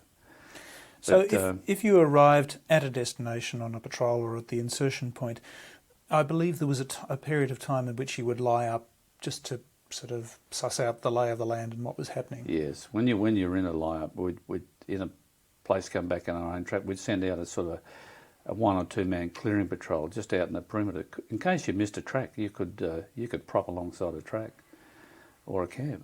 Very hard to see. When I say the camp perimeters of a VC camp or an NVA camp staging area, you would never know. So you sent out visual distance, and then they would go out and search the area and come back in. Whichever plan you decided on, you'd point out where you wanted to go. Of course, you wouldn't need to do reconnaissance on the area. You just come in, but anywhere to your front. Now, you were saying before that you'd be saying there'd be this tremendous noise as the aircraft inserted you and then departed, and then there'd be silence and the sounds of the jungle or whatever area you were in would return. And I think you were saying there was about a 15-minute period where you gradually adjusted to whatever else was going on around you. I think you had to readjust to the sounds of the jungle, if you like, or the bush, and you got used to hearing those sounds again. And as the patrol went on, day after day, it was like the critical times were when you LUP'd just on last light. You'd listen if there was any change in the sound in the jungle. Certain times there used to be these screeching beetles. The very high pitched screech, and they'd go on. They'd rise up to a crescendo and then they'd drop right off. Or you used to get bark. Was a barking deer? It's like someone coughing. Or you get these lizards, these big, like the big goannas we get out here, and you'd hear them coming through the scrub. And they'd slowly walk like someone's walking. Or the other thing, after a while you could tell the sounds, or like the wild pheasants, the wild fowls like you get in the rainforests up north, and they'd be scratching away, and they walk right up to you. The trouble is, like with birds and that sort of thing, you couldn't suddenly make a move because they'd then take off and squawk into the trees. And if anyone was around, well, you didn't want that to happen anyway. But sometimes you felt quite, secure. But you didn't you try not to disturb the local wildlife. That was what it was about. I believe monkeys could be particularly difficult. Yes, monkeys were difficult. I'm glad you mentioned that. Monkeys were, let's say, they were some of the worst things you can have. One evening we parked under a tree, and we didn't know this tree. We should have looked at the ground more closely, but we parked under this particular tree, and the monkeys then moved in at night time, and they knew we were there. So they ate this lovely fruit off the top of the tree. Then they shat on us all night. And if you saw what it was this round, horrible, blood-looking, whatever they were eating, it was terrible. We did have to move away during the night, a bit further away. We did it quietly, but I suppose. But then again, of course, you couldn't disturb them. As I said, if if you frighten them, they'll all take off. And of course, the locals, the VC, they knew what the signs of a panic of a monkey was. If the monkeys wanted to dob you in, they would. You know, if they thought they got overexcited about something. So that was a consideration, not to try and upset the local wildlife. I'll bet. Oh dear. Now, how did you set up traps for the VC? Traps. I think in our colloquials, but it was an ambush. I mean, if you were oversighting a track, normally you would set up your own protection. You'd put out the claymore mines, as I said before. But again, these were all connected in a series of claymores connected together by detonating cords, so that they all would go off at the same time. How many claymores at one time? Normally 3 or 4, depended on what front you wanted to use, where you wanted to use them, on your flanks, the main killing area, or to your rear protection. Right. Now, they were normally put out if you were oversighting a track, as I call it, or whatever area, you would normally put that out for your own protection, but also as part of your killing zone. If it changed, most times you set up that way because if there's an opportunist target came along, and I mean, if a VC came along, a small group, 3 or 4, sometimes they were initiated up to 10, depending on how well they were and how confident you were and what you viewed and what the type of enemy you might be dealing with. If they were well armed and they look well, let's say well trained as you saw them come into the ambush side, you might have second thoughts. But if they were local VC, whatever, you would take that opportunity. So it was all up to the patrol commander whether to initiate the ambush or not. So on what basis would you make that decision to initiate the ambush? Virtually what I said before. If on numbers, if the coverage of the people in your ambush side, in your killing zone, I know it sounds terrible, but in the area that you intended to kill people for your claymores and your own small arms afterwards, if they came into the ambush site and they were well trained, sometimes they're off the track, they had scouts out, or they're moving in a tactical manner. A lot of them sometimes just threw their weapons over their shoulders and just strolled along the track. Or if there was seen to be a main group coming along behind, in the instance where one instance I had where we were set up for an ambush and we counted over 160 people through. I remember my 2IC, who was the right flank man, we thought that's where they were coming from along the track. He was giving me the thumbs up, and then all of a sudden we were even communicating by cord as well. I saw him out in the flank. Then he gave me the thumbs down for enemy. Then he shook his head, and that was the signal. No, because after the first 15 went through, I thought, I was ready to go. I thought they're ready to press the initiator on the claymores, and everyone was waiting. Everyone was very tense, ready to go. He said, no. And they kept on coming through. And when they kept on coming, they came through with heavier weapons, some were 12.7 machine guns, heavy machine guns. And that sort of thing, we let them go through, we counted them through. And one day they came through, and it's the same area. This is a day later, another group came through, about 80 or so. And at this time, as you remember, we were trying to scene by CW, by Morse code. But I went back out in the area again, not very long over, and they put a balloon up at Nui Dat, and we were able to get direct comms. And as they were coming through, I'd like to keep the tape. We were counting them, 1, 3, 4, 5, 16 up to 17, and we were counting them. They were hearing it back at the base. When we had good time communication, they asked for a light fire team, an American light fire team. One of those little Cayuses come out. I was a team leader, and they had Cobra gunships. And before that, I asked for a artillery But trouble is the artillery wouldn't get close enough, and it wasn't defined on a track, so they fired in the area. But as soon as the VC heard it, they just stopped. And when they leant over, I didn't realise this is how good they were at this sort of camouflage. On the back where they had their big packs, they leant over and they were camouflaged. When they leant over, they just stopped. So when they leant over, they basically turned into bushes. Yeah, well, that's virtually right. I could see why they... And this happened later. When we got the light fire team coming in, the gunships, they were looking for them, and we were just off the track. They were right in front of us, or just past us, actually. I think it was just past us, I don't know. And we told the light fire team by radio where they were. And of course, the light fire team, the Yank, in this helicopter, he was only a few feet, only 20 foot above me. He was saying, "You guys, show your panel, show your panel." And I'm lying on my back there. He wanted me to throw smoke first up. I wasn't going to do that. And I said, "I can't do it, I'll be compromised."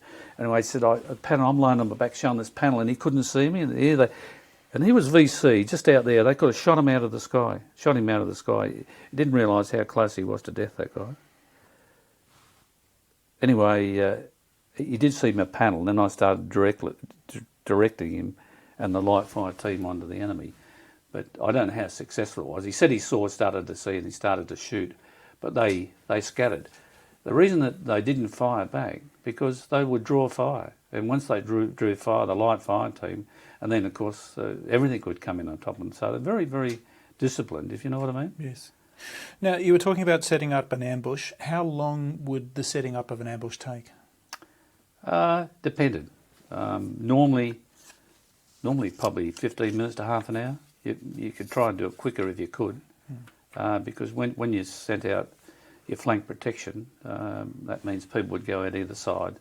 They would give you the signal that things are clear, then you'd go forward and do a reconnaissance of the ambush site. And you may only just do that before you actually set up. You may withdraw, then work out where you were going to put your claymores and how you were going to set it out. Because remember, you've got your line, your actually initiating line have to be wound back to your side. All this would need to be concealed, including the claymores. I know we had claymores out when the aircraft came over one day. The enemy jumped off the track, and I thought they jumped on the top of our claymores. And I thought, well, I'll have to keep watching until I think if they discovered it, I'm just going to have to let it go. But they didn't. They didn't pick it up. They just jumped off, and when the aircraft had gone, they got back on the track and off they went again. No.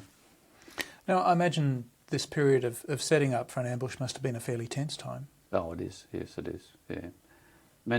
I didn't happen to me, but some patrols got compromised. They got caught setting up, and that was difficult to them because their patrol was spread out. But sometimes it was an advantage, as some of them may tell you, you know. So, what precisely was an advantage? Well, they had an enemy come down the track, maybe one or two, and they had patrol out on the flank. Sometimes that flank protection group opened fire and took out a couple of the enemies. So they had two bodies, if you like, that they were able to take off intelligence from, you know, whatever they had in their pocket. A lot of them, BC, carried a lot of information, and one or two times that they were couriers. They were the paymaster. They're full of money. Yeah. I mean, you look at me now, I know you're saying, I wonder how they accounted for all that. Because sometimes it was an American greenback. Yeah. That the VC were carrying? Yeah. Oh, they were paymasters. They moved very fast. One or two people that had a lot of money, and they were keen or eager to get to another area, and they'd have a lot of information on them sometimes. Now, you used the term panel before. What were you referring to there? Oh, that's a day glow type panel, you know, that are very bright. The same ones you use for when you're at offshore, you know, very bright iridescent red panel. That would indicate where you were. Because they wouldn't do anything. They wouldn't fire even if they saw them until they knew where you were. I mean, your own patrol. I mean, you could throw smoke, but it wasn't very convenient to throw smoke. Not only would they know, but the aircraft, in this case, the light fire team, but somebody else would also know. So I wasn't prepared for that. I didn't want to be hightailing it out of there. I can understand with an angry horn hanging off my behind. Yeah.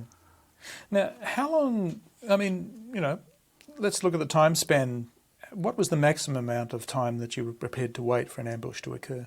It depended. It depended not so much on you, but if you gave the headquarters and your messages that the track had been heavily used, but if nothing had come along the track, say, for a day or so, well, you'd pack up and move on to somewhere else. A lot of the time the VC used to indicate when they're moving anywhere, they'd fire signal shots. It's a strange system, I know. All over the province at times at night or in the afternoon, you hear signal shots. And these signal shots were when they'd passed a certain point that they were coming into a camp area, that would indicate to them that they were coming. I mean, it was, and sometimes you'd go to these signal shots in the area, you'd record them, take a bearing, estimate how far away, because they were all reportable things that you reported on. And if the OC of the squadron wanted you to move that area, or you would move towards these shots, because that's where it indicates where there were activity. Sometimes you'd never find where the tracks were because they're running at different parallels. They may run across your front, or you may be walking parallel to it, or it may take a turn somewhere. Is there any evidence that they set off signal shots to give you a blind steer? No, I don't think that was ever the case, but it could have been. I mean, yeah. By all means, I would never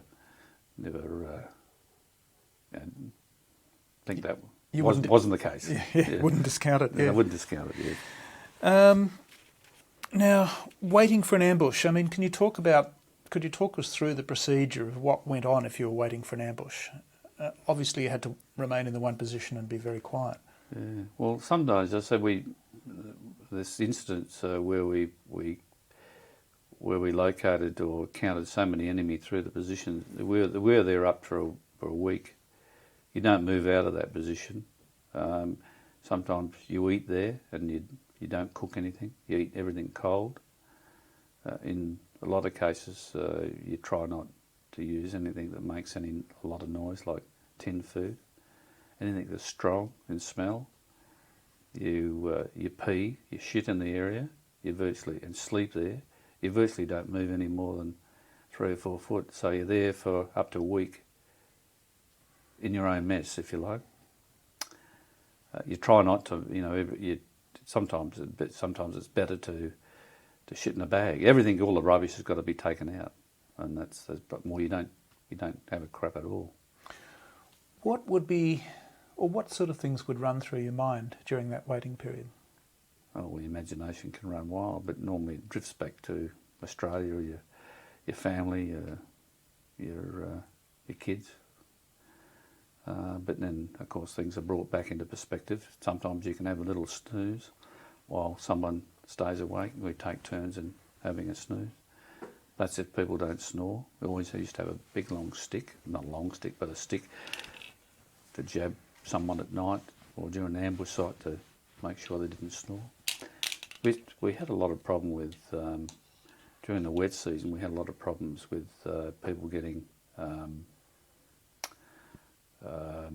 colds, and I'm trying to think, bronchitis, I should say, broncho. We used to have, and even though we didn't like to send people out on patrol with bronchitis that got that short sometimes, we had to. And poor fellows used to have to sit there trying to suppress their coughs with their sweat rag down their throat. I never got bronchitis, even though I was a smoker as well. But some of these guys were, really going through hell. And if they coughed, you'd look, everyone would scowl at them. I know how bad they must have felt, So, but some people got very bad bronchitis because of the humidity and I suppose smoking as well.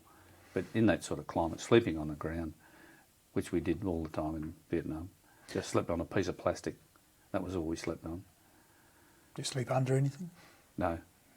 Well, in Vietnam, it was totally different to when, like, we're back in Malaya or Borneo. I mean, it must take a particular type of person to have infinite patience and the ability to just sit and lie in the same spot for days on end. What do you think fostered one's ability to do that? I think it was determination to see that you had a job to do. I think I don't know whether that's an SAS soldier, but that's part of his trait or his selection, I think, that he sees through something, and that's to see through, to carry on through something, and that's part of what the job is. I think that's the determination to see it through. And how would you signal to each other? Can you give us an example of some signals that you would use to communicate with each other, either during one of these waiting periods or under other circumstances? Well, one of the things we used to use are normal hand signals. You know, there was enemy or OK, or come over here. That were all was just virtually eyes. One of the things we used to use is a clicking sound, not your fingers, because you had your hands on you. You used to, or things like that. And that was to get someone's attention. But most times, we got used to looking at each other. You know what I mean? We'd always look around. We'd always. And if you, some people even pull out a book and might read it. You know, have a read somewhere when you're an LUP when everything was quiet.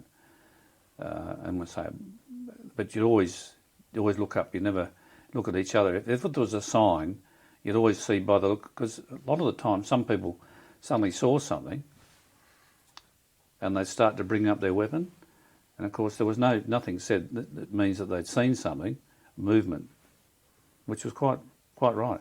And once they started to take up aim with their firearm, everyone would be switched on and look where this was, or look around, because sometimes it wasn't just for that particular area, it might be somewhere else as well.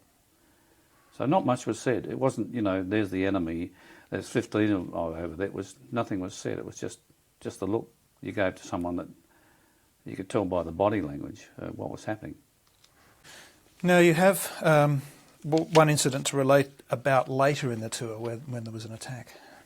Yeah, the attack was actually, that was after the incidents we sighted many of the enemy on the track, and of course we actually thought we saw a Caucasian, which excited the task force commander at the time, and we saw various types of packs and radios, we thought.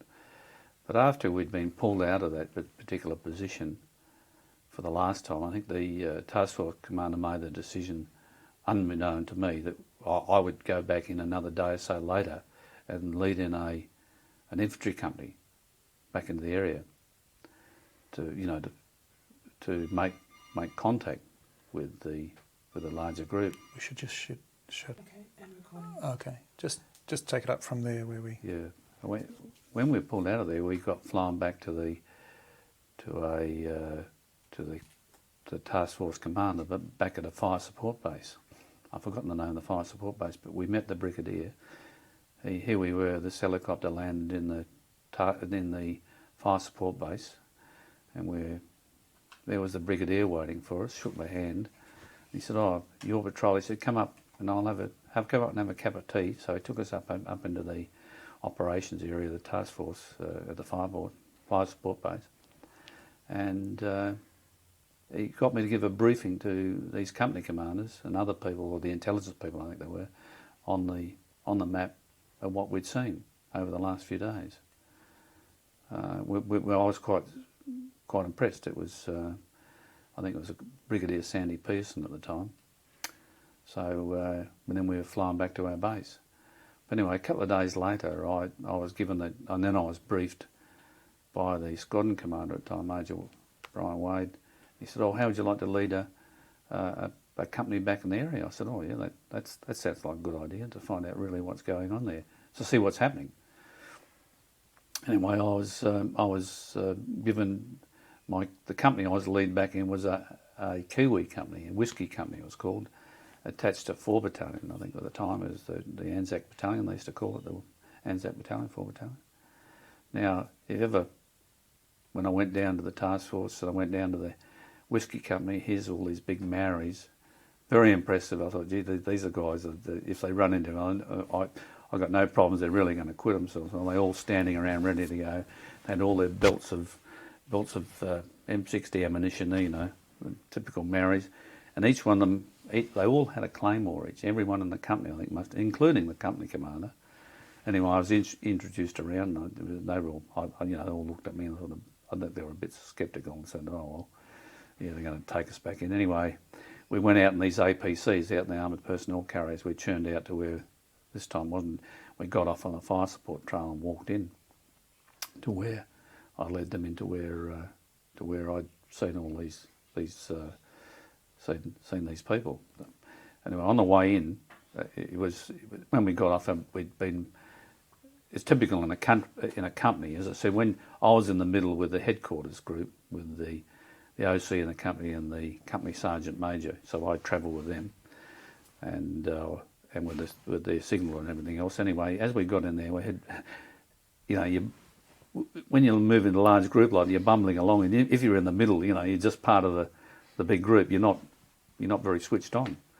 Anyway, because you've got the platoon out in front, and you've got one at the rear, and you've got the flanks out. Anyway, we got in there, and anyway, there's a contact at the rear, and all this firing breaking out at the rear.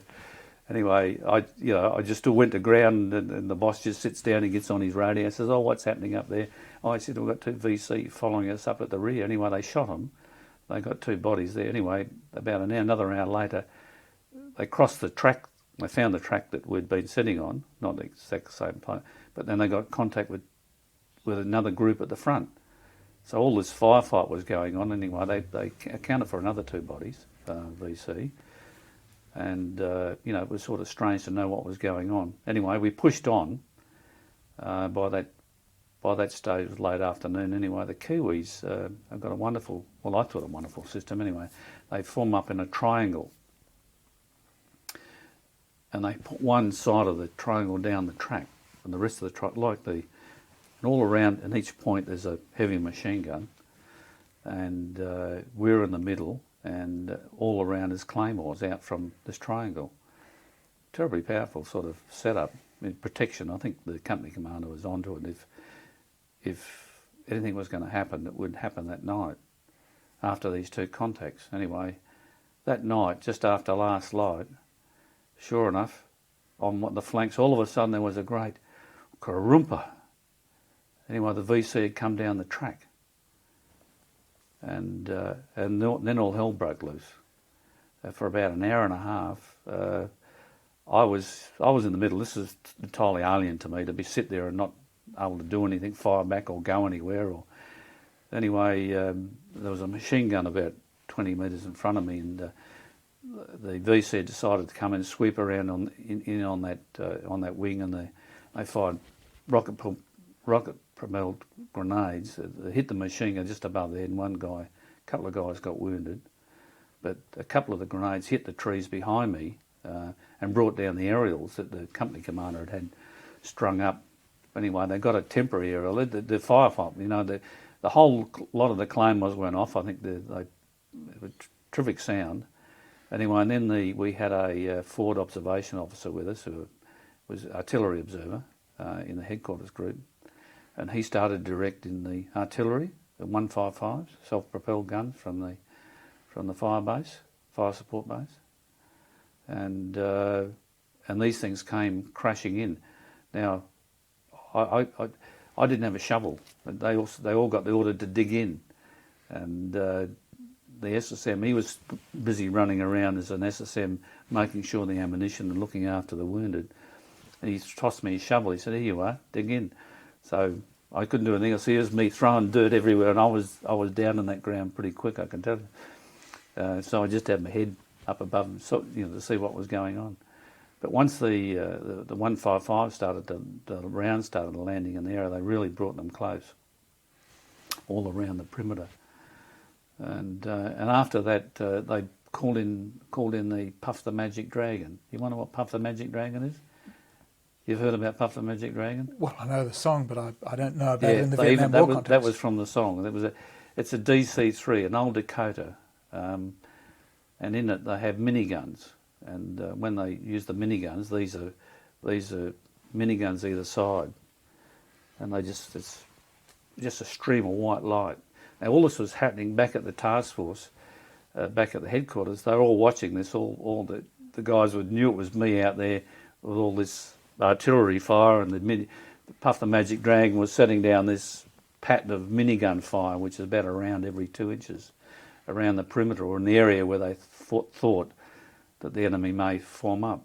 But anyway, whatever the group was, they ambushed these people on the track. The Kiwis got, I think, about 5 or 6, but during the firefoot, the VC dragged the bodies away, so there were blood trails the next morning. But that went on for most of the night.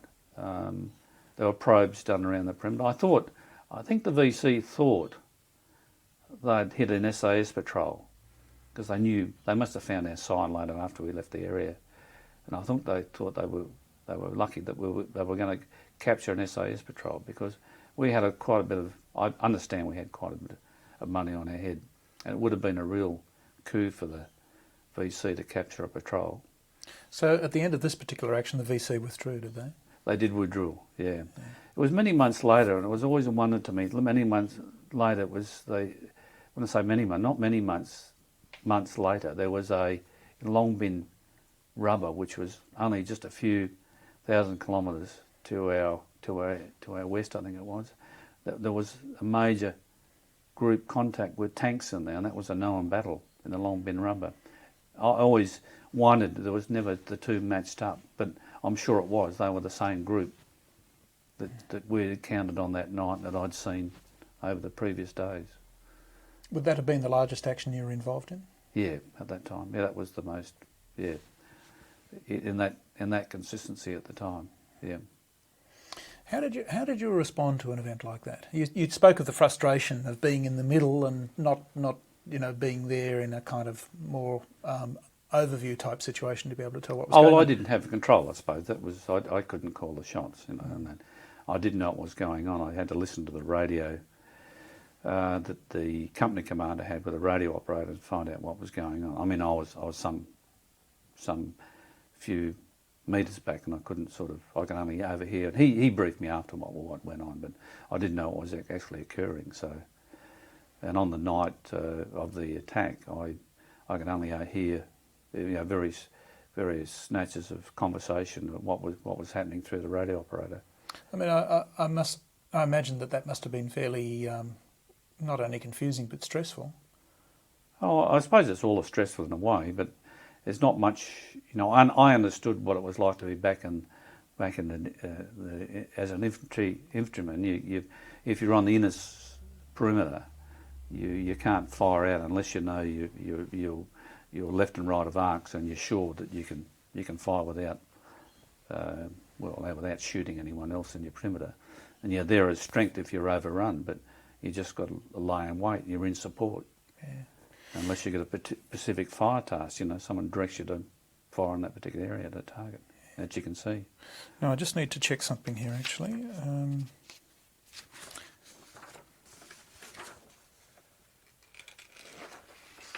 Now, I believe at a certain point you learnt that your son had been born. Yes, that was another patrol. I was out there, and of course, when I knew my son was going to be born sometime in April, but as you might imagine, when they send a message out, the message I got on one of the sked times was, and that was that small piece of paper I showed you. But anyway, the message came through that son born 2. Now, of course, they'd mentally accept was born in April, so that was, I thought, hell. I said to the radio operator, I said, check the message, check the code, will you? And he said, yeah, son born 2. And I thought, oh, I've had twins or something. And I didn't know until I got back and said, oh, you silly dill. Because what they were trying to use the minimum message. They didn't want to keep us on the air longer than they had to. They didn't want to, and that was the whole idea of the skeds, that the base would minimise our message, and it was sort of a code within the code itself. So when I got back there, I saw the message written out on the one-time letter pad. It was son born 2, Alan. Oh, I see. So it was TO rather than TWO. Yeah, that's right. Yeah, it was 2. But it was also meant the month. It was 2. Yeah, that's right. At the time, and on the 2nd of April. And so. What was your response to that news? Oh, we all. I think we all had an extra drink of water or something. I think we all shook hands and thanks very much. I got congratulated, but I felt good. Yeah, it was good. Yeah. Was it frustrating that you couldn't be there for the birth? I think so. was later when Penny was born back in Australia. You know, she was born in 1970. I'd probably say Robert was a New Guinea baby, or before New Guinea, and Penny was a after Vietnam baby. So she was born in 1970, 2 years later, and I was there for her birth. But it was a I'd say we cover this a bit later. When I got back, and I did see Robert when I went home an hour and a half for 5 days. He was nearly 6 months old, and when I got home, he was nearly 12 months old. So I'd missed 12 months of my son's growing up and coming from Vietnam. I can cover that later. Obviously, it was something to try and adjust to. Yeah. I imagine. Yeah. Now, we've covered a lot of this, and I'm just, pardon me, looking down here. Now, did your patrol ever lose anyone? No. Out of 22 patrols that we went out on, no, we never lost anyone. The squadron never really lost anyone to enemy fire. What about wounds? Oh yes, there were a lot of people wounded. I got superficially wounded, but that was only from my own fire.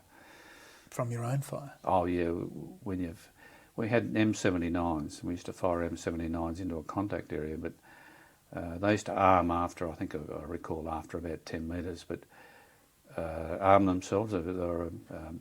M79 was a grenade launched.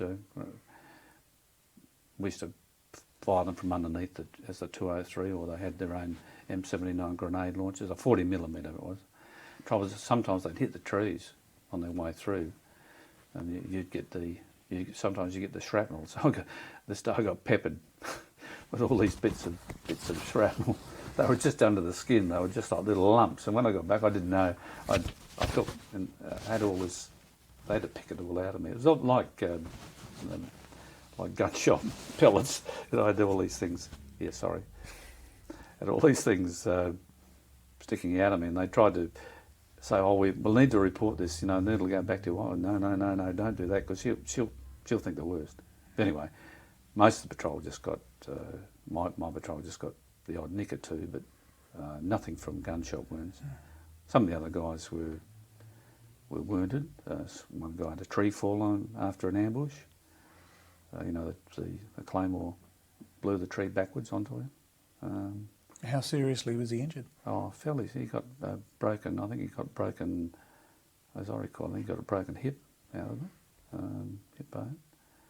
But there were a few gunshot wounds. Yeah, some you had to be sent home from being wounded. But we were very lucky. Near the end of or the beginning of the end of our tour, or the beginning of the next tour, the Kiwis were still there. Then one of their guys got killed, unfortunately, from enemy fire. Now, I just wanted to get back to the process that ran through your mind and affected you as you waited for an ambush. To what extent were your senses refined as you waited? I think we used to be able to smell. You know, we used to smoke out there quite often, but again, we used to cook too. But again, we used to smell a camp. We could smell someone, but you could hear someone. It didn't take much, because they talked, you know, and you could pick up, or they'd cough. You know, they used to get bronchitis as well. You could hear them spitting, you know, or you'd hear the rattle of something, you know, and then you could pick that up a long way off. Sometimes you'd hear it, and you could, it was quite some 5-10 minutes later until they came into view, that sort of thing. And I think your senses were very, very acute. Now, or became acute. And obviously trust within members of the patrol was very important. Can you talk about the level of trust and how that was manifested? I think you trusted in each other completely. I don't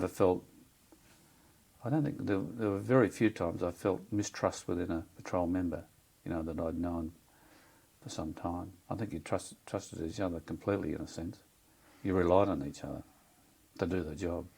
And just getting back to what you were describing of body language before, can you talk about a little bit more about reading a person's look, the expression that might be on their face or in their eye? I think it was just the sign. They'd move into position because they'd move into position to be able to defend themselves. Your weapon was your extension of your body language.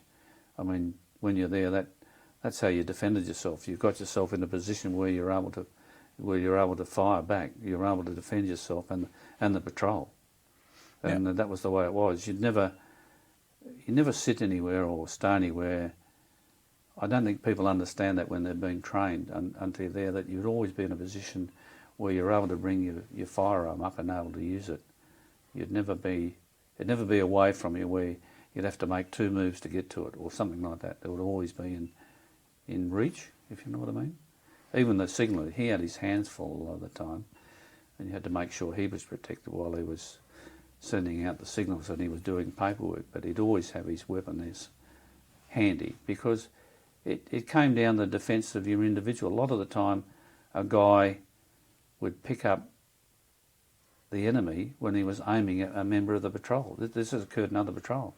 So a lot of times a guy's life was saved by another member of the patrol because he may be looking the other way, but the other member picked up the sign that the enemy was about to fire or take aim, or it actually aimed at that person. Now, did you have the same people operating in the patrol all the time you were in Vietnam? Mostly. Mostly, yeah. Who were some of the key people that you were most reliant on in the patrol? Ford Scout.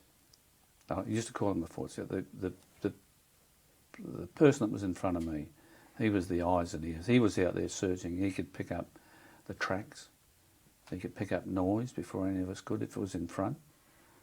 I think, he was the most important person I felt in the patrol.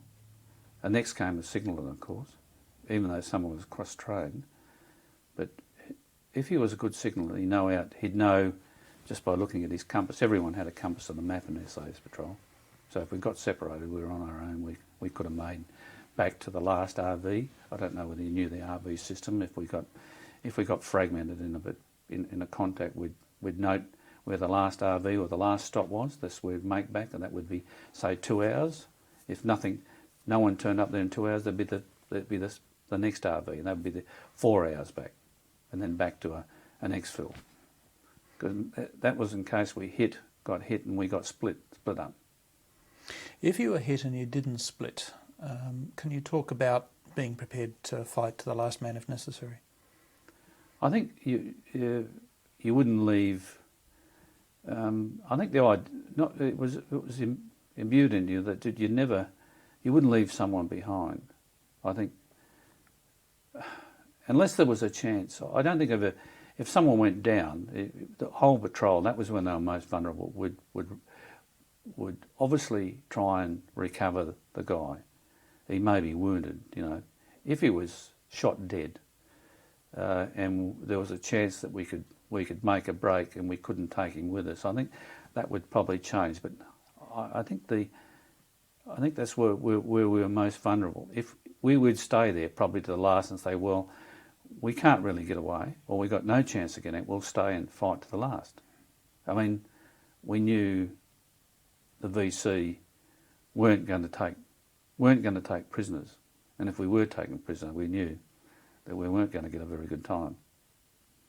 So, really, it was best to try and extract yourself with all your patrol than try and break away, because you'd probably be run down at that stage. So it was best to get to a consolidated position, get that message out that you needed help, and then help would come for you, and take everyone with you if you could. Yeah. I mean, that was part of the reason that originally in Borneo, we understood that they operated in four-man patrol, some of them 5-man, but the Brits used to operate religiously, if you like, virtually in a 4-man patrol. But we thought if one man got hit, another man, 2 men to rescue someone, to carry someone out, it mean you only got 1 man to do your firefight, trying to extract you from a problem. So most of our patrols were 5. Yeah. It was a basic 5 or more. We thought the extra man the extra person will make that difference. Yeah, very good. Now, I just want to have a look here at these pages.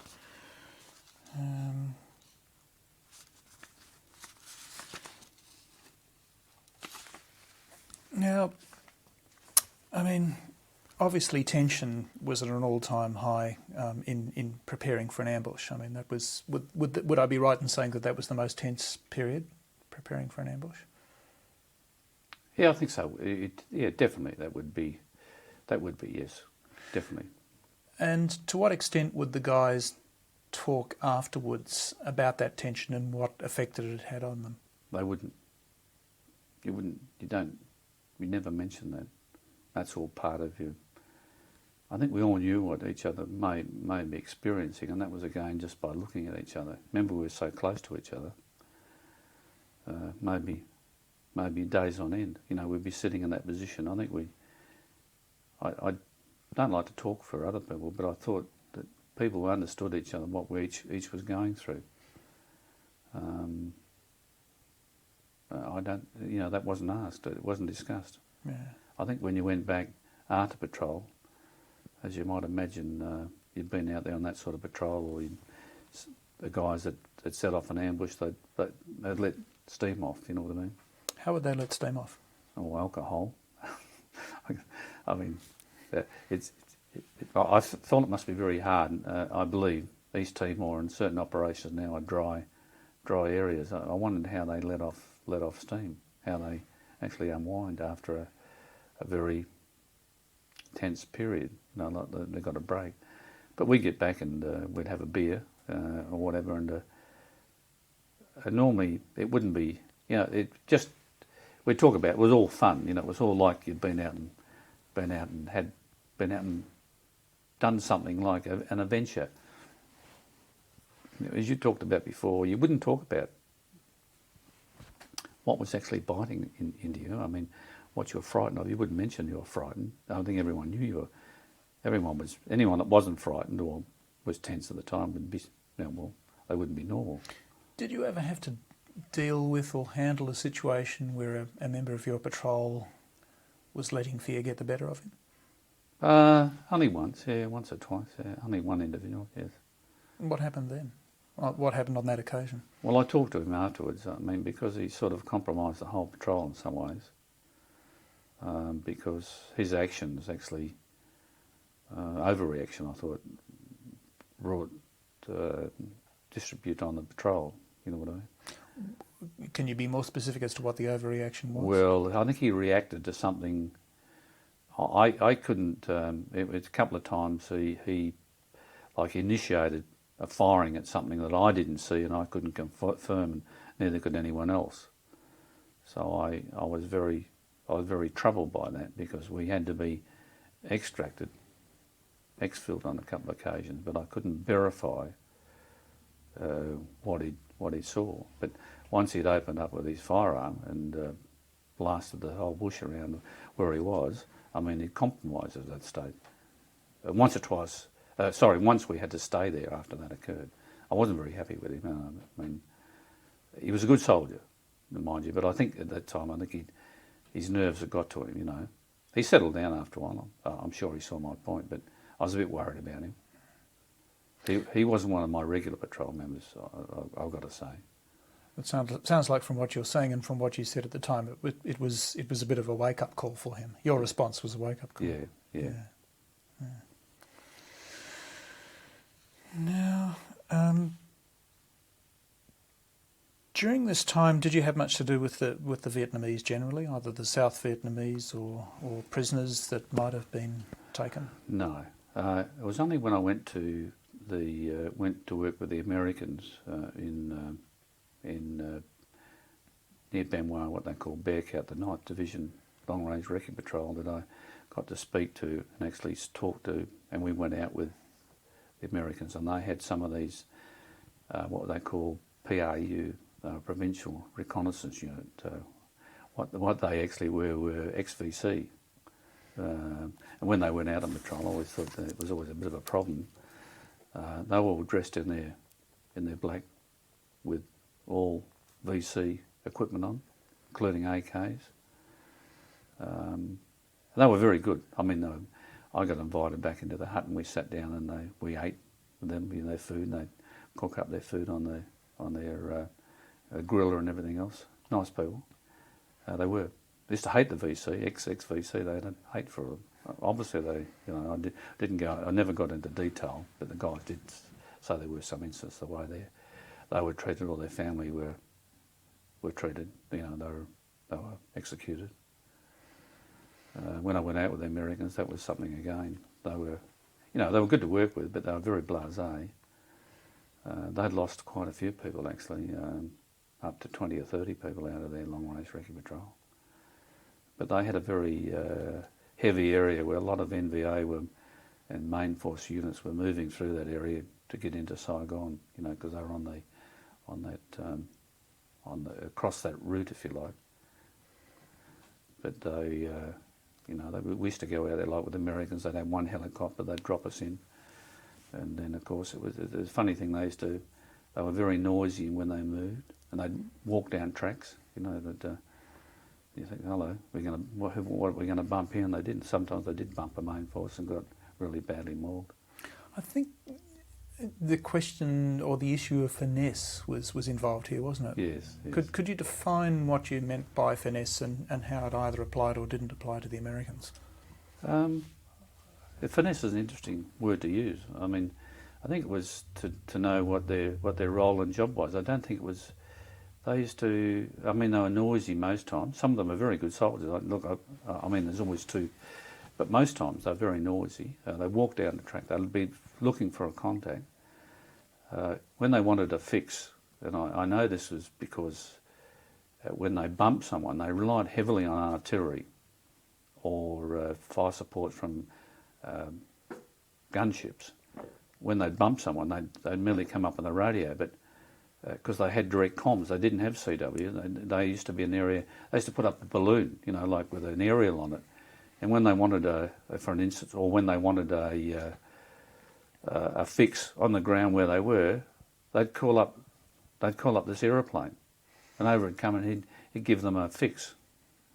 And sometimes they'd even put up a balloon or throw smoke, so they could indicate where they were. So that would give them a direct fix on the ground, and that was very reassuring that their artillery would then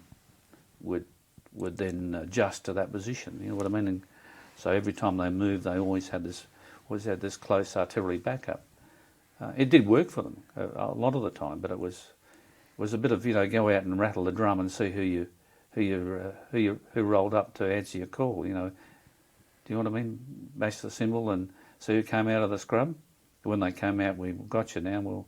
We'll zoom in onto you with the artillery or light fire teams. I mean, they're very. I used to call them quite brave, but I don't know whether they're brave or silly. Sometimes I was a bit worried. Now, just moving back to the patrols, for how long were you doing those SAS patrols? From February 1968 until February 1969. All up, it was nearly 13 months. After that, what happened? Well, I went home. Okay, so at what point were you actually working in with the Americans? We worked with the Americans for 2 or 3 weeks. We were on attachment. They set a group up to work with our patrol. So I went to what they call Bearcat near Benoit, and I worked with them on their patrols with their long-range recce. Now, at what stage did you work with the Americans? Was that was obviously sometime during that year, 68 to 69? Yeah, I think it was in late 68. Their bases were quite different to the task force. There wasn't a tree on the place. It was denuded. They never had a tree anywhere. They had big buns bulldozed up around the entire perimeter. Had all these watchtowers all around. Even though it was like Benoit, it was a huge base. And the thing that you always got, they used to have in their toilets. We had deep hole top. They used to sit on the toilet, and I know I don't want to go into this, but they used to sit and do it on corrugated iron. And next morning, they'd wheel this out and they'd burn it. Oh, yeah, okay. I couldn't understand either. And the smoke and the smell, they used to burn it with, douse it with kerosene or aircraft fuel. And you smell this burning excreta and fuel drifting over the camp every day. I don't know how they ate breakfast. I'm fighting for control just thinking about it, actually. Yeah. Oh, boy. Well, they thought that was very hygienic. So, I don't know. There may have been the groundwater there. They couldn't dig holes to deep hole type latrines. But, that used to amaze me on the bases in that area. They mightn't have done it for all bases, but that was generally what they did there. What was the effect on you by the end of your time in Vietnam of what you'd actually been through in that year? I thought I was very tired. I was sort of, I thought a bit run down, a bit washed out. And of course at that stage we're getting a lot of newspapers from Australia. We used to get newspapers a couple of weeks later. You got to remember we couldn't pick up a phone and ring home. I don't mean that any different now because you've got email. The guys go to war and they can go back to base and talk to mum and dad or ring up on the satellite phone or use email. We used to get this quaint system. We can, other than write letters, which the posties used to go on strike in Australia, used to get these things like basher postie because, the mail would get held up in the system somewhere because they go on strike. I mean, mail was very critical. And if you got a telegram, like the telegram come through from a son being born, that went to the Squadron, it was this quaint system that you paid 25 cents for a group of letters, like I love you, and these would all be selected in this page of the book, and you selected. That's how you sent telegram. But it was very, informal. Sounds very removed. What was basher postie? You have to tell me what basher postie was. Poor post, and I don't want to cause any industrial problems because I've got sympathy. During the time, they had some dispute with the Postmaster General, and I suppose they thought that they could use the lever. Now, and the wharf stevedores did at the time too. Well, they were against Vietnam, and they wouldn't load anything for Vietnam, which included mail or sometimes parcels, not only war stores, but the posties went on strike. They wouldn't handle any mail. So it came out, these messages went around back to Australia. The troops were bash your postie when you get home. And weren't the posties bashed? No. I think there was some unkind words said, but it was probably enough of a warning. Yeah. Oh dear. So we're talking about the effect on you by the end of your time in Vietnam, and I mean you spoke about returning home. Can you talk about the process of coming home and maybe some of the accumulated feelings that you felt when you came back to Australia? Well, when I come back, while I was away, my wife bought the new car, and she hadn't had a driver's license by that stage. Anyway, she's waiting at Pierce. When we come in, we had a very sort of violent storm. The old Hercules was all over the place. I thought, hello, this is a nice beginning.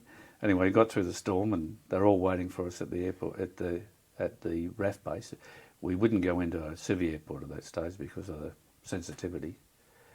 She was waiting there with the new car. She'd learnt to drive and bought the new car, so there I was. I jumped in the gear, and we quickly got off the planes, and the customs were very nice. They processed us very, very quickly, which is nice of them. There's no stuffing around. And off I went. And that time, my wife Carol had organised for I met my son was there, my baby son, and we went immediately off to the beach shack up at the coast I mentioned about before. So we spent a couple of weeks up there trying to wind down. But when I saw my son again, I had a baby, and I'd just come back to something that was so strange to go from. It was like going from black to white. I didn't realise it, but I just had, as many others did, I couldn't adjust so quickly. I was trying to adjust. What you used the term adjustment and black and white. What was Well, in Vietnam, they're even even when you're back at the base, there was still tension because you could be watered and a few days before we come home, the ammunition dump blew up. I think I might have mentioned that. When the ammunition dump blew up, we heard these bang, bang, bang, like mortars hitting the ground. We thought, oh, we've been mortared. I was up on Nadzab, which is our landing point, and this poor guy was up on this tower. He was the tower controller for aircraft coming into Nadzab, into Luscombe Field, which is a long runway, which the recce and the caribous used to fly into. Anyway, there's a caribou just come in. Then we were up there, and these bangs went off, and I'm looking around. We're looking around to see where they'd landed. He was up on the tower, and I saw this caribou. He came in, and he heard these bangs, looking down over the hill, and he turned around and he took off. A caribou is very short take-off a landing aircraft, a STOL aircraft. Anyway, he must have taken off in about 100 metres because he just revved everything up. Everyone got thrown out the back to give him light, and he took off across the field, across the rubber. And this guy up in the tower, just babbling away, and I said, come down out of there. Anyway, there's the ammunition dump blew up. There was all this, we rushed for the bunkers, and in the bunkers were all our goodies we bought from the PX to go home, and we're sitting in among the video players and everything else, and all this stuff was raining down around us, and the bush was catching light, and of course when the bush catch light, there was grenades, whole grenades. Most of them didn't go off, thank heavens. The white phosphorus ones did. That's what I think but all this ordnance was falling down all over the place, like a couple went through the officers' mess, and one was right at the bar. This grenade went right through the roof, whole grenade. There it was, sitting on the floor. So we were out fighting. Then everything caught alight, and there was loose ammunition in the bush, and it started to go wing and zing off around it because people had dropped ammunition or whatever. And this was right at the end of the day. Okay, Alan, you were finishing that story about the time the munitions depot went up, and we got as far as the grenades exploding. Yeah, the grenades weren't actually exploding. I think some of the grenades, I think they might have been white phosphorus, whatever they were. I don't know whether you understand what white phosphorus is, but the type of grenade. But the fragmentation grenades, they just came down, one hole, and some of them, because they went up so high, when they came down and went through the roofs of various things, they just went straight through the roof and through several layers of metal and just bedded in the floor or wherever. I don't think we found everything later on when we searched around and looked around for the number of grenades. I don't think they could account for them, but we found as many as we could. I'm sure there must have been a few we never found. Were in the bamboo somewhere. Now I understand there were some casualties here.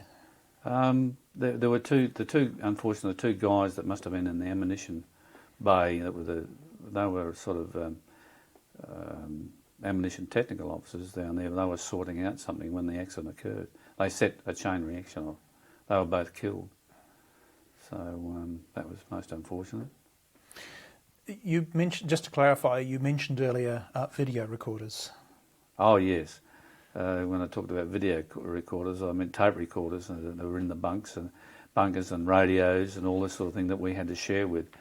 I don't think most of us knew that the guys couldn't fit it in the tents somewhere, so they stuck them in the protected bunkers. So when everyone rushed in there, they got confronted with this great big box. So who the hell is this? Because we had our helmets in there as well. You got to remember at this time when the ammunition dump went, this is the sort of end of the day. Everyone was having a shower. About that time, we were all sort of in our track suits and flying suits at that time. So there was guys running around when this thing with just a towel around them, running back with their flip-flops on, trying to get back to the lines because they didn't have a clue what. I thought most of the guys, except we were lucky, we were right up at the top of the hill. We had an idea, then we worked out it wasn't mortars that we thought, oh no, that's coming from the ammunition bunkers just on the brow of the hill.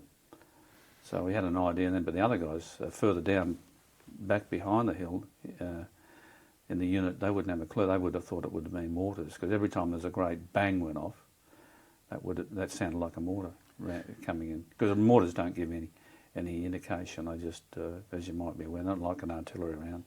You can hear the incoming, but with a mortar, it just lands.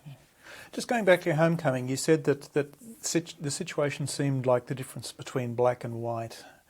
And there were obviously contrasts between what you found back here in Australia and what you'd left in Vietnam. Yeah, well, life was so different. You know, I come home in R&R probably 6 months before, but I was sort of prepared for that, and I think, and that was spent most of my time with my wife. We went out a couple of times, but when I come back, I knew that, you know, where I'd come from, that was over, and I'd been there for nearly 13 months. I think it's just a way of life.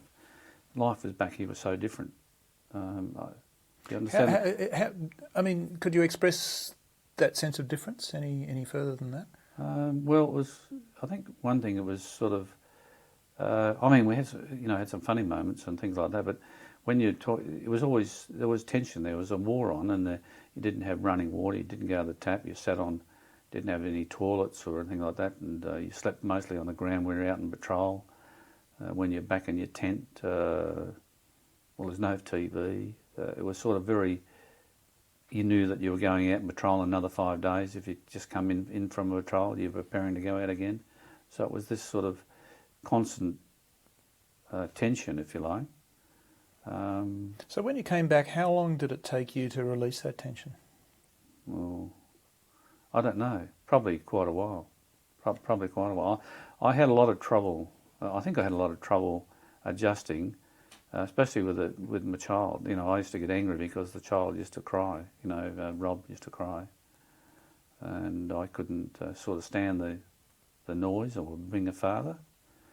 You know, with a constant attention. Even when when I was up at Queen's Rocks, we had a helicopter come over, a UE helicopter, and it still does that to me now. Unfortunately, you get rather emotional of a Bell Huey helicopter, because that's what you heard in Vietnam. That was, well, it meant life. I suppose it meant life, not life or death, but it meant it took you into, like they say, it took you into battle, if you like to say it that way, and it took you out again. And it was used for medevac, it was used for everything. That was a constant sound in the air.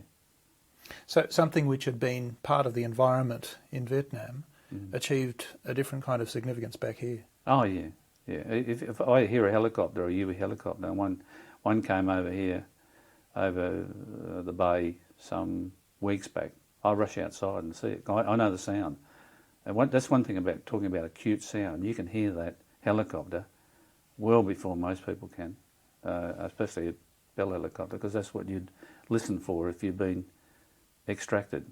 On extraction, I could go back, on extraction, if it was a hot extraction, you'd go through the same thing as that. You throw smoke, and you'd probably signal the aircraft by mirror. They'd pick up by a mirror. And hot extraction, well, that's when they can't. But if it was just a normal extraction at the end of the day, you'd listen for the helicopter, and they'd pick you up and come in, and you'd throw smoke to indicate which way the wind was, so they could land into the wind. So when you came back to Australia, I mean, how were things like your sleeping patterns? I suppose they were quite disjointed for a while. I think you're restless, but what really happened? That we never got time in the regiment to settle, if you know what I mean. We're back into training. We're back into doing other things. I went back into preparing for Vietnam. Then I went to training squadron, and I was actually 2IC of the selection course then. And I was running selection courses for quite a while. And then I went to 3 Squadron. Virtually, I think I've been in, at that time I'd been in every squadron in the regiment, from 1, 2 and 3 Squadron to base squadron to RHQ, regimental headquarters, the time I left. Or in support squadron. What about this difficulty in settling down and whatever effects it might have had on your marriage? I think it was detrimental to marriage. I think it even later, after a couple of years, I must have been I was very, very hard to live with. Very, very tense, yes. Very hard to live with. When I say tense, I think I didn't have much patience. I think that had sort of gone. What sort of things were you impatient with? Oh, I suppose I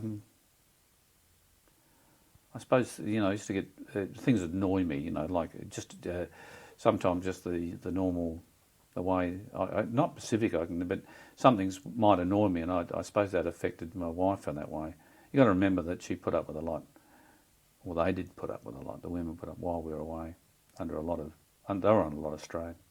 I mean, they didn't know what was happening. You used to get casualties back, reading the paper, they wouldn't know what we were doing, where we were. The casualties from Vietnam were quite constant, and it was all in the paper all the time. Either whether it's a protest movement or it was to do what was happening in Vietnam. And I imagine for a lot of wives that that tension didn't go away when the husbands returned. No, I think the expectation was from my wife that I just pick up where I left off, and that was never quite the same. Yeah, I mean, it was just. I suppose she said. I think she always said you were a little different to what you were. I suppose it was, but I couldn't pick it up. But I'm sure she could. Yeah. And remember, I think it was mentioned that I wasn't married all that long before I left, and then had a child. So all these things impacted on when I got back. So life was different. I was trying to adjust to a marriage and a child after being, I suppose, in a traumatic 12 months. I mean, I see nowadays that most guys, like East Timor, Afghanistan, and Iraq is 6 months, and I think that's a good reasoning, because 12 months in a place like Vietnam, we just ruined too many marriages and too many lives. It was just too constant. It was better to do 6 months, then go back after and do another 6 months after you'd been home for a while, a short time. I think there was better reasoning. You mentioned that a lot of the guys in Vietnam handled the stress after an operation with alcohol. I mean, was that a factor in either your life or the lives of people you knew when you came back? I think so, because you had the environment. You had the environment always in the army where you always could smoke, and when you're overseas, we got cheap cigarettes, cheap booze. So it was always there, and when we got back, it was there in the mess. We could always drink. I think I don't. I always compare it. I always look at what happened in the First World War. The guys that were under constant, nearly under constant. They were. Second War, I felt was a little different in some cases. That guys went away. Were up the front, then they got pulled back, and they had not a lot of, but they had rest periods. I always felt for those guys that were constantly. I think because in Vietnam it was constant. Like we were there for 12 months. If you're in the field, most of the things were constant all the time. Especially the guys in battalion, they were out there for 3 or 4 weeks. They may be back for a week, couple of weeks, and zoom, they're out again. And their pressure was on them sort of all the time. You couldn't sort of go forward, come back and rest, and like be relieved in place or something like that. I felt that was much the same. Like that, So, just before we go into the other aspects of the post-war, you said something very interesting about Vung Tau earlier between tape changes, that it was a place where Viet Cong could mix with American and Australian soldiers. Could you just give us a bit of a summary on that, a brief summary of that situation? I think it was always thought in the beginning, and I think it was never recognised, but I think the Viet Cong, even during the Tet Offensive, didn't.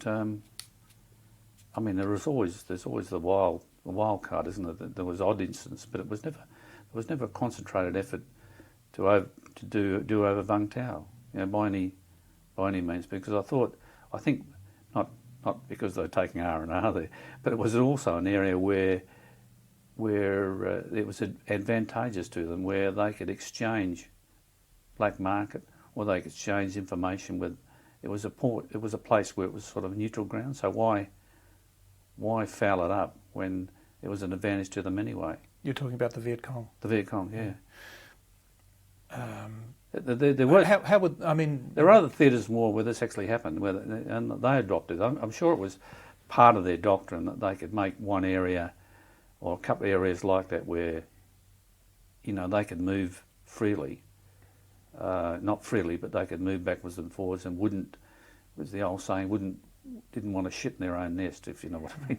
If that's a saying. So I believe it happened in Shanghai in the late 30s, early 40s. Yeah. and I think it happened in Algiers. I think that was there was some other area like that was the same thing. That's what they did there also. So they had this area where they didn't focus their operations on.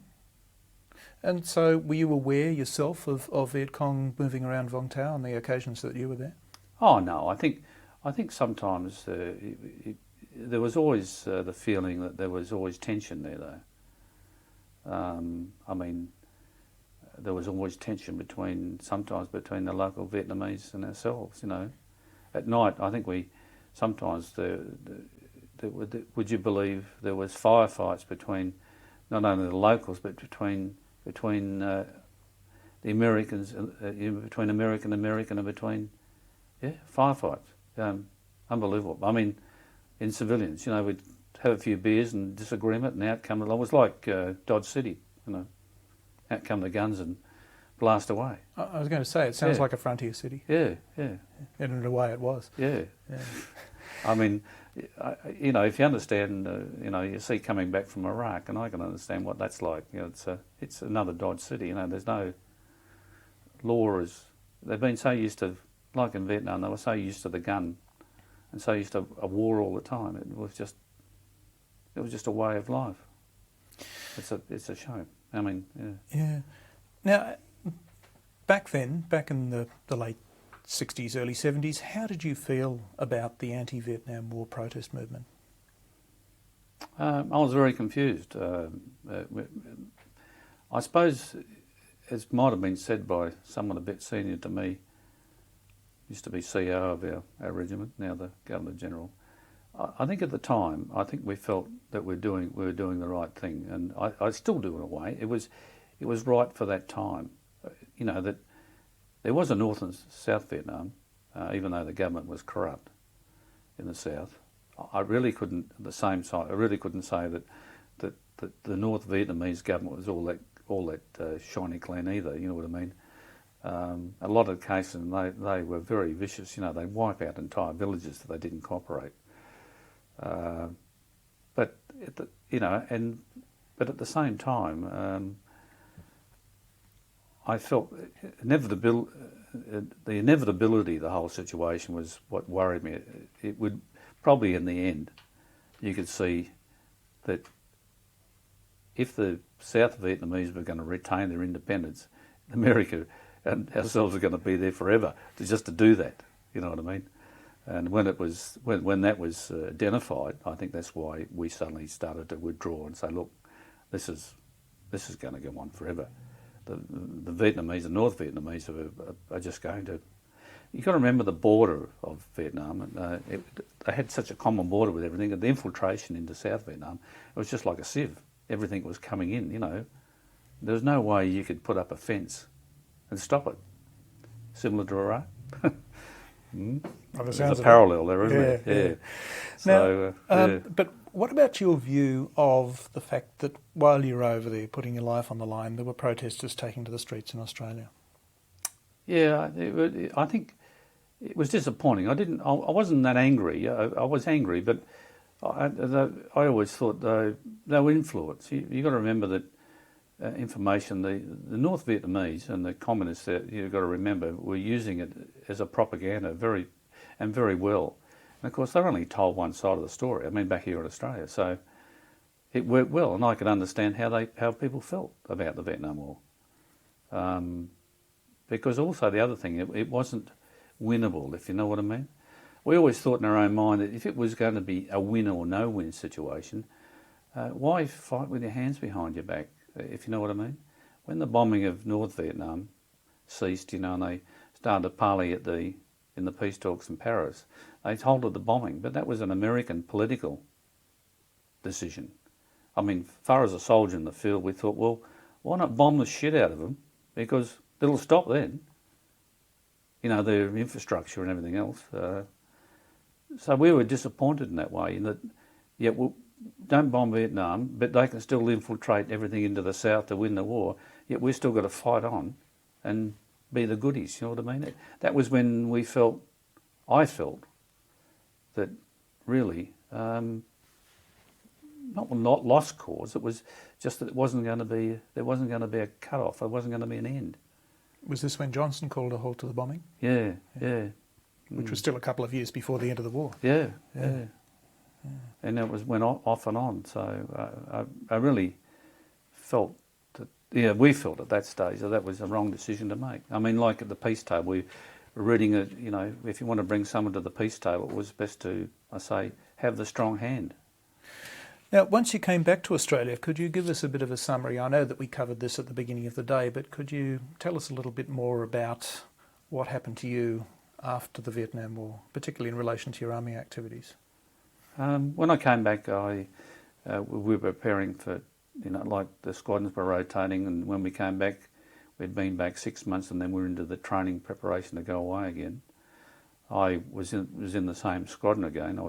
We were preparing to go. I had a bit of a fallout with the OC of the squadron at the time, and a couple of other things. So I ended up going to the training squadron. Then I went to 3 Squadron, which were due to go back again. But I think we had a fair inkling things were starting to wind down. I went through the whole training cycle again, but it was much more thorough this time, the third time around, because we had helicopter support in New Guinea, where we actually had realistic patrols. But patrols. I was a patrol commander again. I was a troop sergeant then. So and we went. We were in New Guinea. I think it was after we came back from New Guinea on a patrol course that we were told, everything was off and 2 Squadron were coming home. They did a 9-month tour up there instead of 12 to 13 months. And then, of course, once the Vietnam era finished, we then started to go into looking at operating as support to the Australian Army, north of Australia. Remember, that was Defence of Australia then, went to.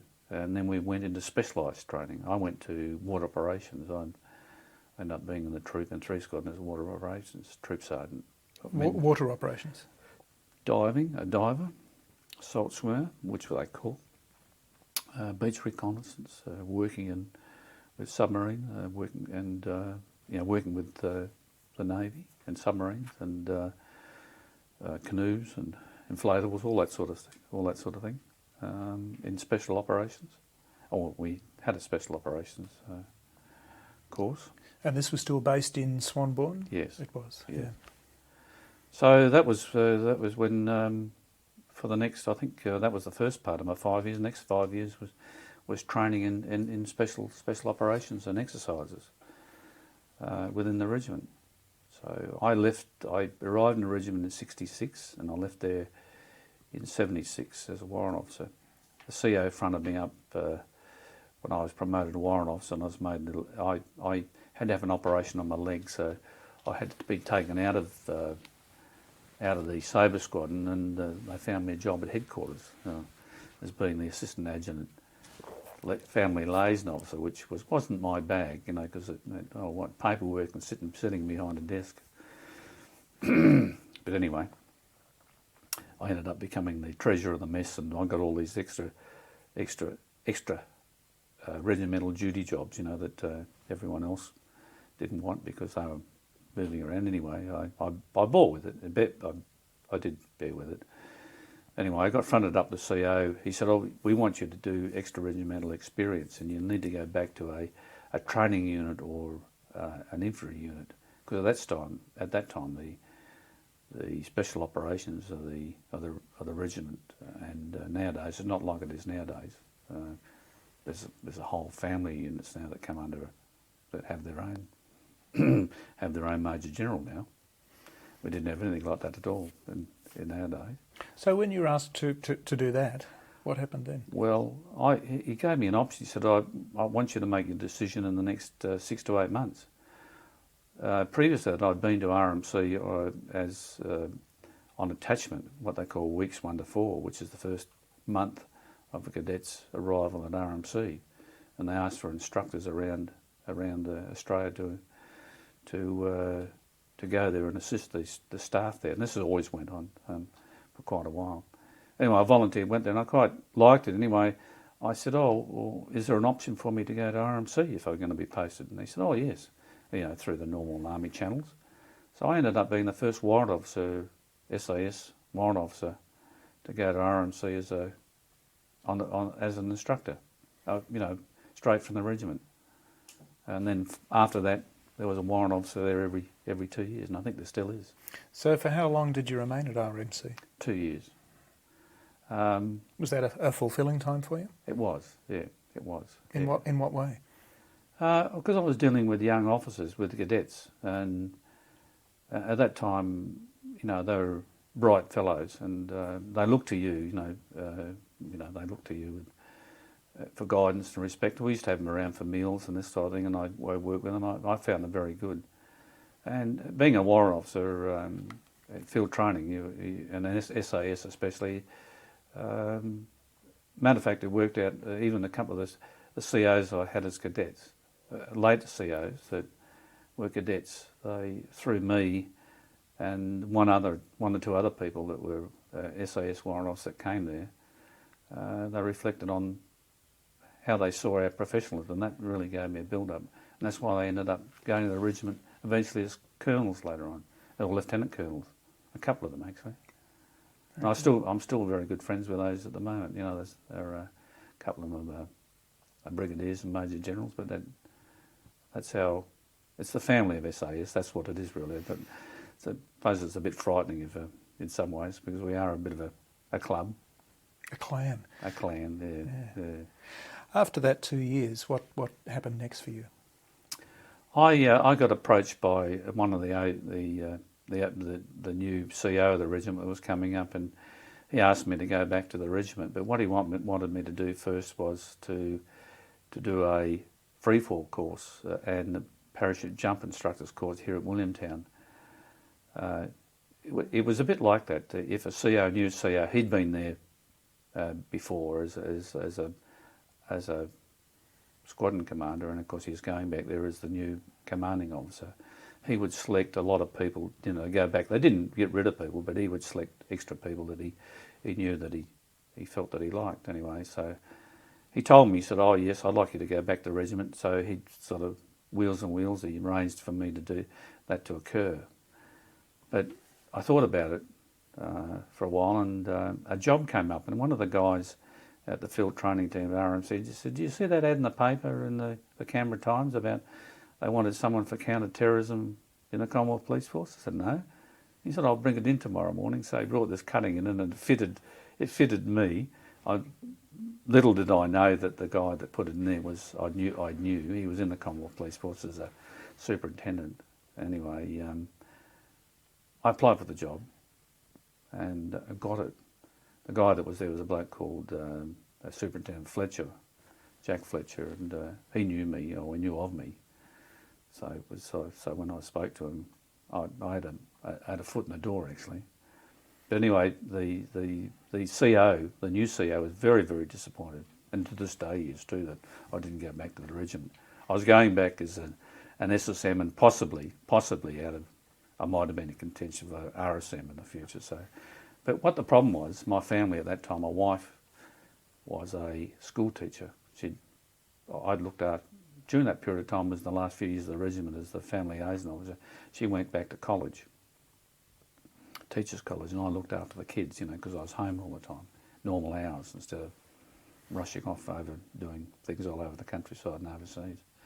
Anyway, she got in the Commonwealth Teaching Service, and she didn't want to move, and I'd understood that because we had two incomes at that stage. And the kids were just at that stage coming out of primary school to go into high school, so another uplift, which meant me coming up here for 6 months to Williamtown, and then going off back to the regiment. But again, if I went back to the regiment, I wasn't aware that we were going to counter-terrorist, but I thought, as most others, that you could only stay there for another 3 or 4 years, and then I'd be moved on again as a warrant officer, or might have been promotion to commission rank if I made it. And then I'd be moving around all over the place, from one posting to another. And I was 35. Now, when you're 35, I was a warrant officer. If you don't stay in the army, then that's your last chance to get another job, another alternate career. And that was also it was the cut-off point for the police force, the Commonwealth Police. So I applied. When I got the job, I was lucky. So when I joined the Commonwealth Police and then the AFP, that's where I stayed for the next 22 years. And on another life altogether. Another life altogether. Yeah. Now, what would you say has been the long-term effect on you in terms of outlook, attitude, day-to-day modus operandum of your time in Vietnam and your time with the SAS? I was very lucky to leave Albany and join the Army. The Army made my life, shaped my career, shaped my attitudes and my future attitudes. And of course the SAS did. What I did now, that's one of the things that I'm in the Coastal Patrol at the moment, and if they ever see this bit of the tape, I hope they don't squirm. And I don't mean it rudely, but we always, in the SAS, I learnt that it was on merit that you were judged by. You weren't judged on what you had on your shoulder or what your rank was. A lot of other organisations, including the one I belong to now, find that particular culture somewhat hard to adjust to, because you were judged on what you did, including the CO, the OC, the squadron, the patrol commanders and the diggers. Even you've got to remember that some of the patrol commanders, the officers came there, they got posted into the regiment after they'd passed the normal selection course. But they were then patrol commanders, and they'd hardly been there, but they were judged on what they did and how they did it, and when they first got there, they listened to, the senior NCOs who'd been there a long time. And so how does that affect your way of proceeding with the Coastal Patrol today? I look at people. I judge everyone on their merit. What they can do. It doesn't matter what position they hold, because they get sort of positions in the Coastal Patrol. You have the normal, because it's a semi. Well, if you like, it's a semi-uniform organisation, which are paramilitary, because it's sort of model on the Navy, and they have a commandant, or if you like, they have an OC or a divisional commander, and then down they have various levels, and they're all appointed ranks. But I always judge people on what they are and what they can do. How will they do it? Does this ever bring you into conflict with anyone? Yeah, yes it does. Yes it does. Under what sort of situations? I mean, can you give an example? Even just to generalise. Just on judgment, people's judgment. Yeah. Where you might they make their judgment on what the rank, because they've got the position. What I say goes. Attitude. I always relate it to the First World War. We only spoke about that before, and say, oh yeah, when I blow the whistle, up over the top you go. I mean, yet these guys were shot in the thousands. I mean, they didn't. Someone stupidly said, away you go. You should be able to. You should be able to shape the organisation or the nation you're in. What you can do. That's why what I do now. Sometimes what I'm saying is I don't. The saying is I don't suffer fools gladly. I'm a bit harsh. But you are prepared to give someone of merit a go. Oh yes, anyone. He can be anyone, and we have that situation. New members, come into a patrol like a voluntary organisation, and they come in with a lot of skills. Not necessarily me, a couple of others. Yet they run him down, But that's just politics, That's so-called backstabbing, and that every organisation. But as you say, those people that do that run other people down, really don't have the ability of that person they're running down, and that's just a sort of a defensive mechanism, as I put it down to. Yeah, you're right there. Yeah. Now, have you talked much about your Vietnam experiences to others outside of your regiment, the SAS, and the members of the patrol? Not many. No, the only rapport, even in the Coastal Patrol, I feel comfortable with a couple of people I really like, but mostly you feel comfortable with probably relating things with ex-military people, because I think they understand, what you're talking about. when you say something. And if they've been somewhere in combat or somewhere in a war theatre, they understand, you know. But generally, that's how old diggers relate, isn't it? Type of thing. I mean, you tend to got to be careful you don't isolate yourself from the rest of the community. And have you been a member of a unit association? Yes. You have. I'm a member of the SAS Association. I'm a member of the 9 Squadron Association, which is the helicopter pilots who were in Vietnam with us. And I'm a member of my ex-active reserve unit that I served in, which is 28 Squadron. They are volunteers, active reservists. Now, we're coming towards the end of the interview now, and I'm just wondering if there are any other aspects that have occurred to you as we've gone along that we haven't already mentioned that you'd like to mention before we finish the recording. Oh, it's been a long day. I've got to give you that far away look as I'm trying to pick out something from up in the left-hand corner there, isn't it, Rebecca? Up there somewhere. Yes.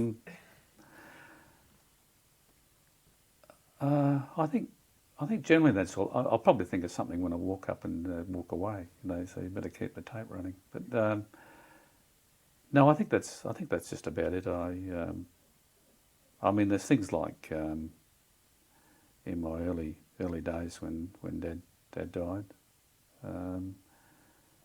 or was drowned. But I think that's generally it. I think a reasonable job, except what I've done since I was in the police force. But that's another era.